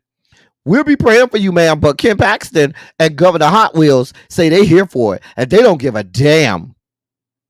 I'm sure we'll start to hear more stories about these raids that they had on people. For those people who didn't hear the story the other day, they're alleging that there's some type of voting irregularities and that, things are happening. Illegal things are being reported happening in certain areas. And even though Ken Paxton can't authorize a raid himself, district attorneys can. So he's asked all of the district attorneys to report on what they conceive or believe to be irregularities, and send it up to his office, and then he can go about pursuing these raids on people for no damn reason. Just a damn mess. Let me move on. We talked about my girl Mariah. Now this story is not getting a lot of traction. However, it could have a grave impact or a very big deal and impact on name, image, likeness deals. Now, the young man you see on your screens is Marvin Harrison Jr. Some of you all may be saying, I know that name, Marvin Harrison. Well, his father is NFL Hall of Famer Marvin Harrison Sr., who played with Peyton Manning for the Indianapolis Colts when they won the championships there. And he's a Hall of Fame wide receivers and one of the greats in the NFL. Now, the daddy had his own shenanigans, but let me read this to you real fast. Apparel manufacturer Fanatics has refiled its lawsuit against Arizona Cardinals rookie receiver Marvin Harrison Jr., adding his father, former NFL star Marvin Harrison Sr., and fraud allegations in addition to breach of contract. The lawsuit was originally filed in New York Supreme Court this spring, claiming Marvin Harrison Jr. did not fulfill his obligations from a May 2023 deal he signed with the retailer and estimated the damage in millions of dollars. The amended lawsuit filed Friday in the same court adds that Harrison Sr., the dad, quote, aided and abetted Harrison Jr.'s fraud on Fanatics, end of quote. The company says that sworn affidavits from both Harrison Sr. and Harrison Jr. on July 31st reveal it was actually Harrison Sr. who signed the contract with Fanatics, acting on behalf of the Harrison collection. Quote, Harrison Sr. intentionally signed the binding term sheet in such a manner in order to lead Fanatics to reasonably believe that Harrison Jr. was the true signatory when in fact he was not, end of quote. ESPN reported that the deal was for at least $1 million for autographs, signed trading cards, game worn apparel, and other marketing opportunities. Harrison Jr. was a star receiver at Ohio State University when he signed the deal in 2023, and the Cardinals used the number 4 overall pick to select him in the NFL draft earlier this year. The receiver does not have an agent and has not been represented by been represented by his father, Marvin Harrison Sr., who is a Hall of Famer after a 13-year career with the Indianapolis Colts. Now, why am I saying, hey, Catherine Powell, this may have a situation with NIL deals? Because this happened while Harrison Jr. was in college, and what they're saying is they paid him this NIL deal for over $1 million. He didn't live up to that. He didn't live up to the contract, which now is a breach of contract, and he's still on. According to that contract, you got to pay up, because the contract was for him while he was a member of the Ohio State football team. He's no longer a member of the Ohio State football team. He's a member of the NFL now, and he's a member of the Arizona Cardinals. So while they were expecting to be able to sell his name, image, and likeness as an Ohio State player, because that's a rabid fan base and you can make millions of dollars over there, that changes now that you're a member of the NFL, because your deals are different now and it's not the same. He can get a new contract based on the parameters of the NFL Players Association and how they work out deals with those contracts. So the apparel company, they feel slighted.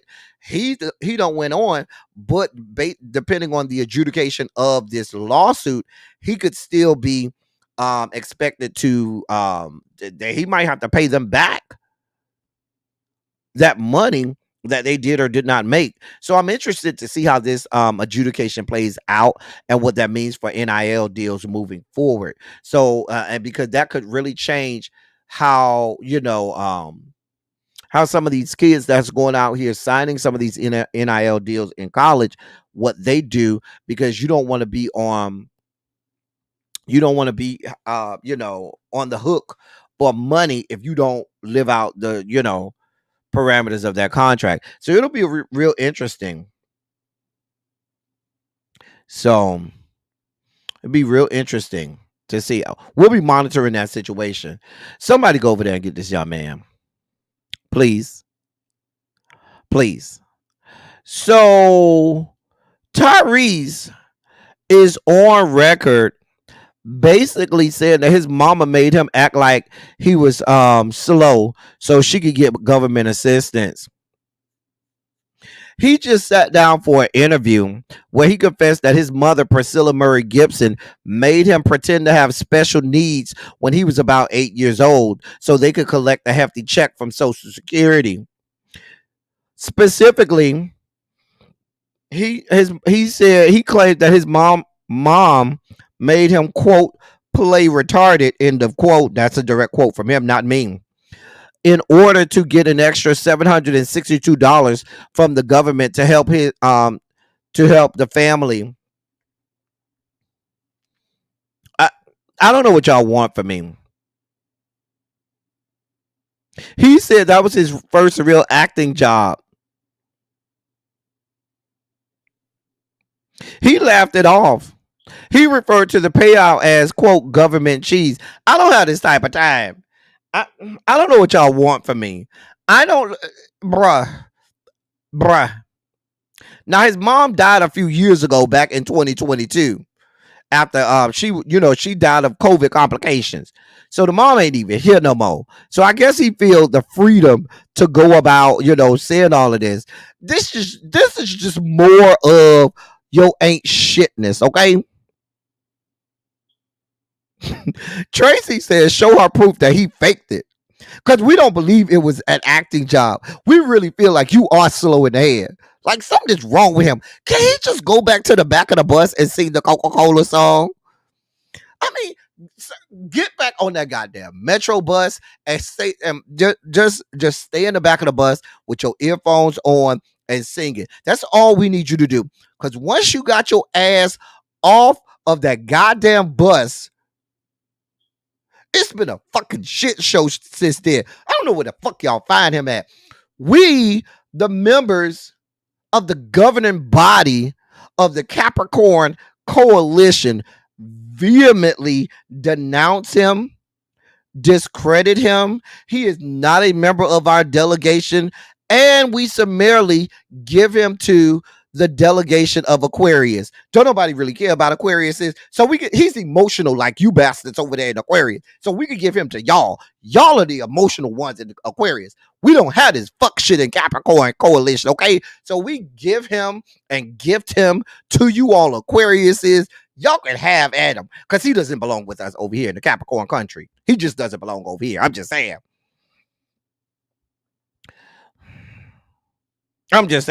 He doesn't belong over here in Capricorn country. Nope. Y'all got him. We don't want no part. He is way too emotional for us. All this crying and carrying on. We don't have that kind of stuff. We leave that kind of stuff for you Aquarius is. Nope. Don't want no parts of it. Y'all got them. We don't want no parts. None. Y'all got them. Y'all got them. Y'all got him. Aquarius, have at it. Have at it. He belong to y'all. He don't belong to us. Won't want no parts of him. Nope. Won't do it. Can't do it. Won't do it. Paul, we are not emotional like that. Don't do us, Paul. It's too many Capricorns in here. Don't let us come out, because we will come out guns a-blazing. You must not know how many Capricorns we got in the building. Capricorns, stand up. All my members of the Capricorn country. Caps lock. Stand up, my fellow Capricorns. Please let these people know it's caps lock all year long. Y'all don't want this kind of pressure. He might be a Cancer. He's something, but he damn sure ain't a Capricorn. We don't have that kind of carrying on over here. We don't have that kind of carrying on in Capricorn country. We don't. We give him all to the Aquariuses. They deal with that kind of stuff. We don't really have that over here in Capricorn country. That sounds like some Aquarius mess. Child. Because that young man is not wrapped tightly. Well played, the foolish. Sir, I don't know what to tell you, sir. You over here trying to dry snitch on your mama and all of this stuff. That woman is dead and went on to be with the Lord. Sir, go to fuck with God. We don't have this type of time, okay? Get back on the goddamn bus and go back to singing the Coca-Cola song. Please. Please. Lord.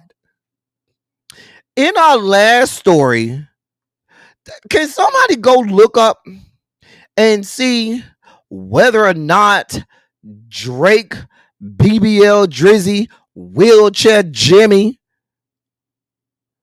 okay? Can somebody go over there and check to see whether or not he has real estate in Stockholm? Because I swear this man has real estate over in Stockholm.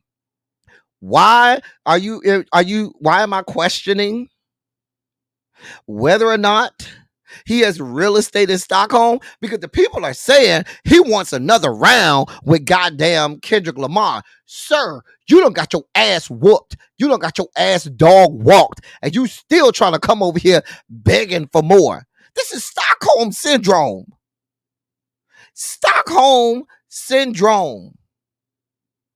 We didn't ask you to put his birthday up there, Jim Bunny. Nobody needed to know that the man is 2 days older than me. We didn't ask you that. We didn't ask you that. The man was born exactly 2 days before me, but that's okay. I don't give a damn. We do not claim him. Okay? We do not claim him. He's an Aquarius. I mean, listen, Wheelchair Jimmy, you're not going to be happy till you actually be back in the fucking wheelchair again. What is wrong with you? Why are you inviting this man to come back and dog walk you again? You ain't had enough? You ain't tired? Girl. Apparently, over the weekend, he dropped some song, 3 tracks or whatever, and the people are saying that in these tracks he's kind of teasing that he wants another round with Kendrick Lamar. Listen, sir, I don't give a damn. This may have made you money, but sir, you are permanently exiled. We don't even want to claim you no more. People are not on your team no more. People don't want to even express that they your friends no more. People over here, this not claiming you. Like, you know what I'm saying? Like, people showing pictures of you with them, and they're like, "Nah, that wasn't me, bro. Nah, but this, bro, that wasn't me. Nah, that was somebody else. That wasn't me. That was somebody cosplaying as me. No, but this you in the picture with BBL Drizzy with Wheelchair Jimmy. No, that wasn't me. Like, you ain't tired. You ain't tired.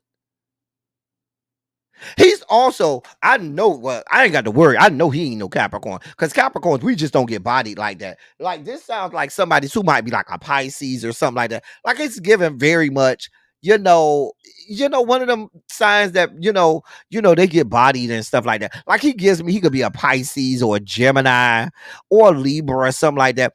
The people who, a Libra or something like that. Some of these people that's, used to get bodied and get dog walked and dish ragged and stuff like that, and going back and getting seconds. So I don't know. One of them, but I know you ain't no Capricorn. I ain't got to worry about that, honey. What is he? Y'all say he is Scorpio? That sounds about right. That sounds about right. Yeah, he's definitely not Capricorn. But yeah, I can see him being a Scorpio. That sounds about right. Brown Mama, there's no winning. There's no winning. Listen, put the microphone down. Step away from the goddamn microphone. Leave the studio. Can somebody go over there and put some chains? We talked about chains and shackles earlier. Somebody need to go over there and put some chains and shackles on the goddamn studio in his house, because we don't need his ass to go back in that motherfucker no more. Sir, you ain't tired of getting your ass whooped? You ain't tired of getting dog walked? Bruh. That shit went pretty the first time, and you over here inviting it again. I promise you, this sounds like somebody who has permanent residence over there in Stockholm. Somebody need to go and check and see if he got a house over there in Stockholm, because I promise you he probably do. I promise you he got a house over there down in Stockholm, because this is Stockholm syndrome. You say BBL Drizzy be throwing it back, Doom, and be twirling around his little floppy dick. Not to be confused with a floppy disk, but his little floppy dick that he be twirling around like a helicopter propeller. That shit don't get on hard. You done took a lot of L's this year, Wheelchair Jimmy. You little meat that don't get on hard, just flopping around everywhere. Kendrick Lamar done came and dog walked you, dish ragged you, mollywopped you, and now you just coming back. It's appropriate that your mouth open in this picture, because you just over there ready to get, teabagged again. Ready to get dick shoved down your throat again, as if you ain't had enough. You ain't shit, BBL Drizzy. Wheelchair Jimmy. Aubrey, you ain't shit. You say that's the side effects of Ozempic, child. Then there's that. I'm just saying. Any of the Scorpio Nation here, can y'all come get y'all boys Scorpio Nation and come have a conversation with him? Who in here is a Scorpio? I know we ain't got no Scorpios in here. We ain't got to really worry about that stuff like that. Ain't no Scorpios over here. So, and if it is, they probably not gonna claim him anyway. But any Scorpios gonna claim this young man? Come get him and talk to him. Cause not that he taking honey packs. You say he taking honey packs. He going to the gas station. Morgan said he going to the gas station to get honey packs and some of the gas station pills and shit. Real K-Fin say not too much on the Scorpios. Real K-Fin, you need to come get your boy over here. Wheelchair Jimmy, Aubrey, BBL Drizzy. You need to come over here and get him because he talking about he won another round. Sir, you ain't tired of getting your ass whooped? Mouth all open and shit. Like you waiting for Kendrick Lamar to shove his dick back down your mouth and shit. Child. You know I took a lot of L's this year. Your little soft ass dick don't get on hard flopping that shit around. You then bent over and summarily took it up the ass to Kendrick Lamar with no Vaseline or lubrication over and over and over again. He didn't even do you the luxury of at least spitting on it and using City Lube and spitting on it to get it up in there. He didn't even give you a fucking reach around. You just got fucked up the ass, bloodied, and just tossed on the floor. You ain't shit, Wheelchair Jimmy. I'm just gonna put it to you like it is. You ain't shit. You ain't shit. You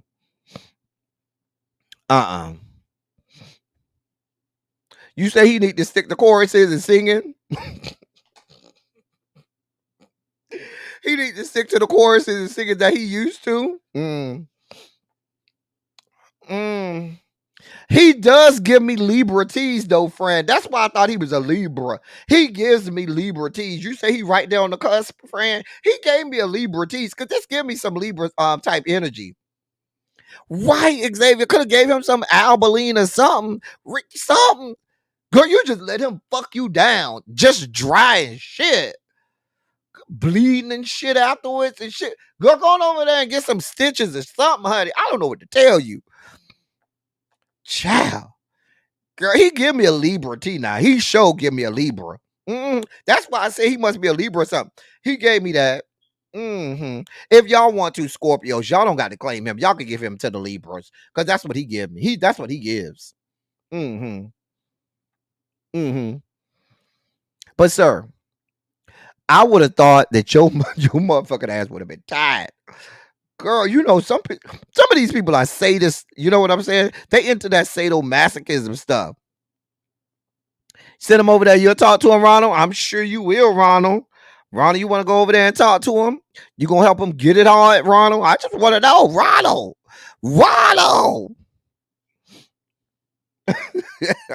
Ronald, you want him to come over there and talk to you for a moment? Okay, Ronald, I'll send him on over there. You know, I'm just saying.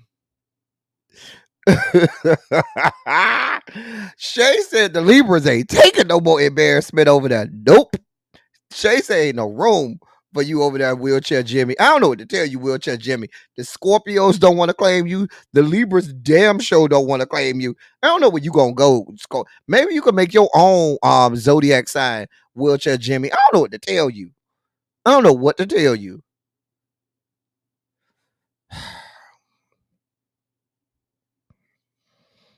Yeah, that's what we call spit. Spit is called City Lube where I'm from. You don't got no lube? No, we got City Lube over here. City Lube. Okay. That's what we call spit in my area. City Lube. You ain't got no lube? Oh, yeah, we got lube. It's called City Lube. Before there was the hot tour girl, we was riding there doing that thing a long time. City Lube. Hey, Faye. You is late to class today, Faye. We about to get up out of here in a second. We done had a good ass time. Girl, they over here trying to figure out who's going to claim Wheelchair Jimmy. Don't nobody want to claim him. I don't blame y'all. Listen, Wheelchair Jimmy, we'll have nothing else for you, sir. Sir, go with God. I don't have nothing else for you. I don't know what to tell you, okay? I don't know what to tell you. Mouth all open and shit. Just a mess. Just a damn mess. Yeah. You waiting for him, Ronald? Okay, Ronald. Ronald said he can help you out with your problem, Wheelchair Jimmy. You ain't got to worry about that dick getting hard over there where he at. He will make sure that shit gets right, okay? You ain't got nothing to worry about over there. He got you, okay? I'll give him all of you, Ronald, because I don't want no parts of him. Ronald said he gonna make use of that BBL that you got over there. Gonna see what you working with. You know, they said they call you back shots Becky because you got that BBL, so you could take them good back shots. All right, then come through back shots Becky. I'm just saying. He looks like he's built real uncomfortable. Well, girl, sir, we have nothing else for you, sir. Go with God. Uh, that is our show for today. We have nothing else. We have nothing else. You just opened my eyes to Larry Hogan. I had to Google his hat. Yes, Sharon, that's what I'm saying. I'm glad you did. People be out here windmilling. It be Democrats that be out here windmilling for Larry Hogan, and Larry Hogan is a Republican. Check his record. He is a Republican.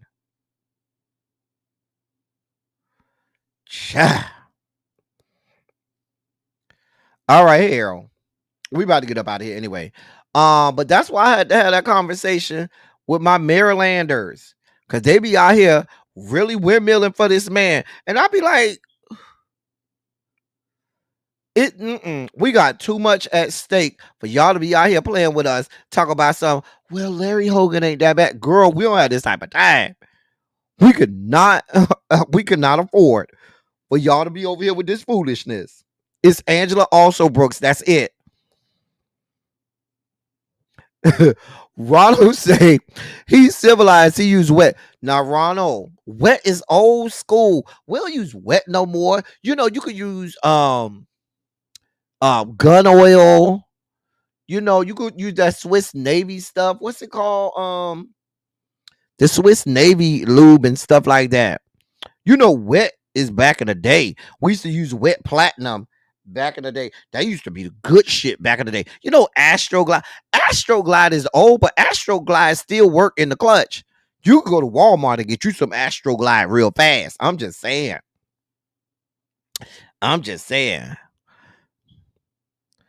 You say you've learned so much, Universal God. Well, thank you, Universal God. This is what we do over here. We try to make sure that the people are informed. I'm glad you got them to register to vote. Now we just got to make sure they go out and vote. So, yeah, they got the Astroglide locked up, but you can still go over there and ask them, hey, boo, can you go over here and open up the lube? You know how some people be squeamish about it? I go right up to them and be real loud. Hey, sweetheart, can you open up the lube? I need to get some lube out this counter over here. Over here where all of the lubes are the Astroglide. Can you come open up the Astroglide? They be looking at me like, what the fuck y'all found him? I be real loud with it too. Just as alley and ghetto and shit. Y'all shouldn't have locked that shit up. I wouldn't have had to come over here and ask for it. But y'all got that shit locked up and shit. Child. I don't care who it is. Hey, baby, can I get some of this Astroglide? No, I don't want the heated kind because it get too hot down there. I want the regular one. No, give me the big one. I got a long night. Give me the big Astroglide, okay? Not the KY. People don't use KY no more. That's old school. That's back in the 70s, the 80s. Astroglide, okay? Ow! If you're a traditionalist, you'll go with some good KY jelly. That's what they use at the doctor's office. The doctor's office, when you get in a prostate check, they get that good old-fashioned KY jelly. Mm-hmm. I'm just saying. Yeah, we need the regular one. We don't need none of that warming stuff. Listen, it takes one time for you to use that warming stuff for you to never use it again. Because that stuff start burning. Like, once you get into the heat of the moment, that stuff still be burning and shit. And I be like, girl, I literally, the first time I used it with the last, I had to go and wash off because that shit was like, I felt like it was burning. I said, oh God, why is this so hot? You know, that kind of friction is already, it's hot enough with just the friction. But then you talk about the warming stuff, and the more you be stroking, the hotter it get. Bitch, you'll end up with first and second degree burns fucking around with that shit. You say KY is like glue, child. It do get real sticky though. That KY do get real sticky. You be like, oh, get it off. It be like, you know what it end up being like? End up being like that paste that you used to eat and use in kindergarten. That's what it end up being like. For those of y'all checking, I just checked. Really B is not has no live setup. She probably is at home, sleep today with the first day of school for Really B, and Mama is probably tired. Okay, she don't went back to work. She got this type of energy. She got to get her work lungs back underneath her. Mama is tired. My sister is tired. Okay. My husband used that shit one time and warmed himself right out of some. Okay. That junk be too hot, Yana, girl. The way that shit start burning, like, honey, it take one time for you to use. I don't even see why they made that shit. Like, who uses that? Like, you be around here with first degree burns, fucking around, child, girl, girl, around here with rug burns and Indian burns and shit, girl. I just don't know, honey. I don't know. But in a pinch, some city. Now for those people who self lubricate, who already got that wet, a little bit of city lube is all you need. Faye Knighton said, thank God I'm celibate. Well, if you celibate, I buy a bit then. Child. We need to be that hot. Who needs to be that hot down there? Right. And it isn't even a cooling sensation, just a constant. But it is. Like you be that shit will give you like first and second degree burns. Girl. Child.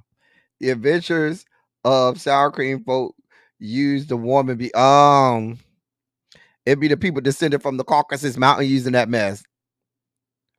That's for ironclad coochie. I don't think that's even for ironclad coochies. Baby, that's for, I don't know who that's for. I don't know who that woman shit is for, Ronald. Child. Girl.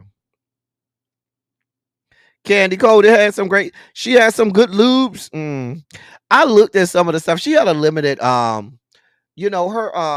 inventory was real limited to me. I need you to have a fully flushed out inventory. Okay. I told you I had some lube one time that I had bought off of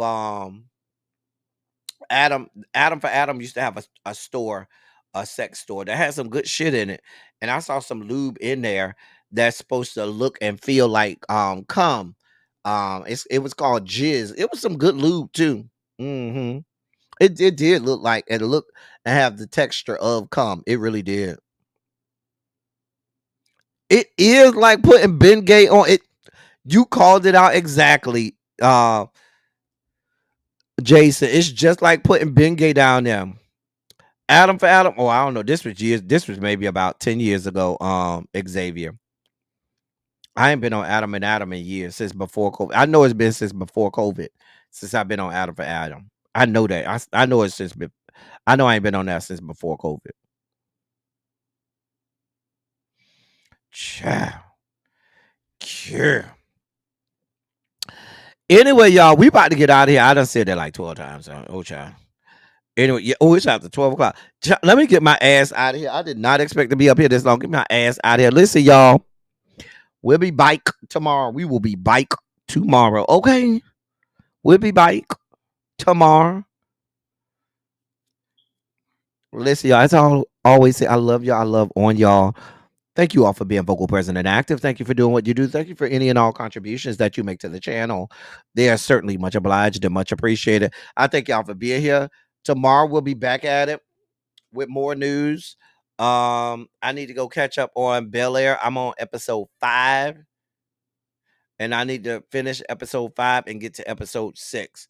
So I'll be all caught up on Bel Air. Ciao. Because if it was me and I was Hillary, you better be damn Skippy. I would have cheated with Sharif. Now, for those of you all, this your first time seeing that dude who plays Sharif. He comes from Tyler Perry's Ruthless. Now y'all know Ruthless is my guilty pleasure. That's like the only Tyler Perry show I watch. Ruthless. Anyway, he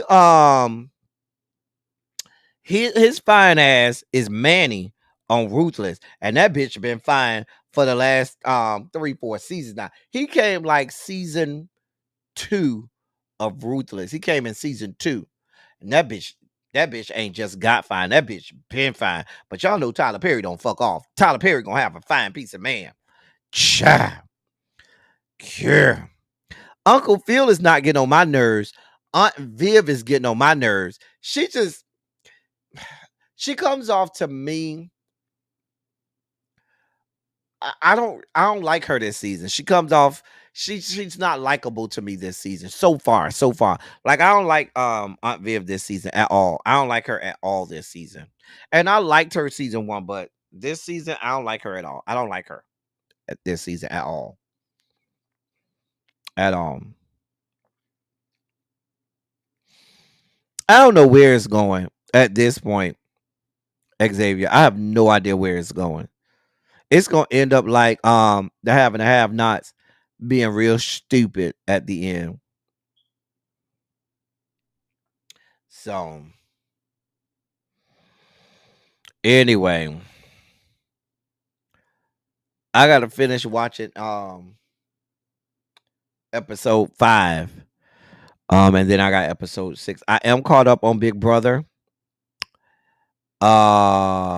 Yes, I might need to do a rant on Big Brother at some point, because have y'all noticed ever since last week, Cam done been on screen more and more without his shirt on, more and more with just a tank top or no shirt at all, as if to say, bitch, don't forget all of this chocolatey goodness over here. Let me remind y'all and give y'all something to look at.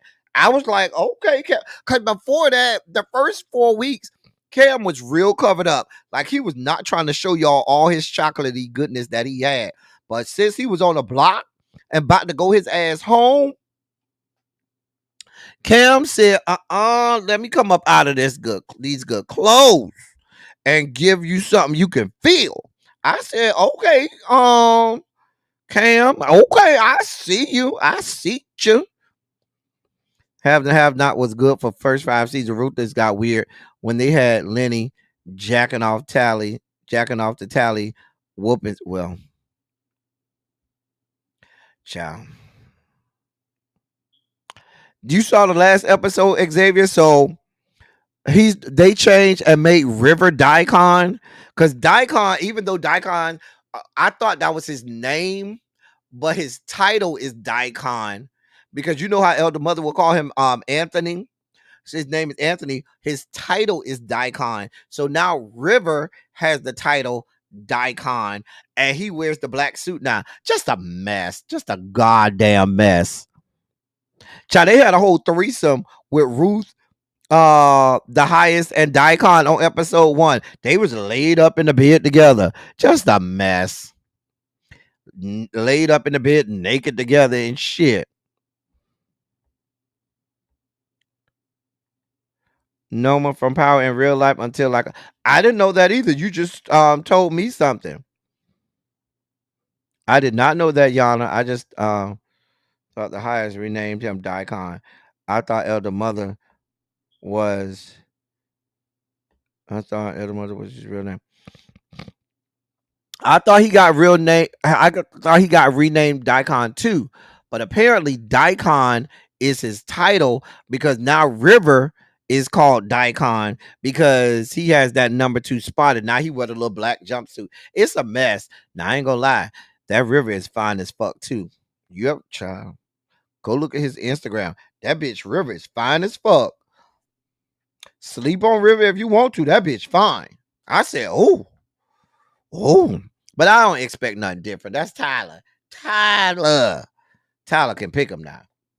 But that damn Manning, child, or as y'all know him, Sharif, baby, listen, if I was Viv, baby, my feet would have been making the letter V that first day, right inside my office. I would have been right on my desk making the letter V, trying to tell you.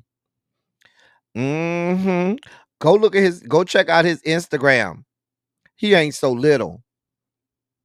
He just be having on them clothes. When that bitch come out them clothes, Xavier, I'm trying to tell you what I know. Trying to tell you what I know, Xavier. He ain't little. Anyway, let me get out of here, y'all. I've been on here 2+ hours. I need to go get something to eat and stuff like that. I got an 8 o'clock meeting. I will see y'all tomorrow. I love y'all. Until next time, that's all I got for y'all. Thank y'all for coming. Y'all drive safely. I'm out.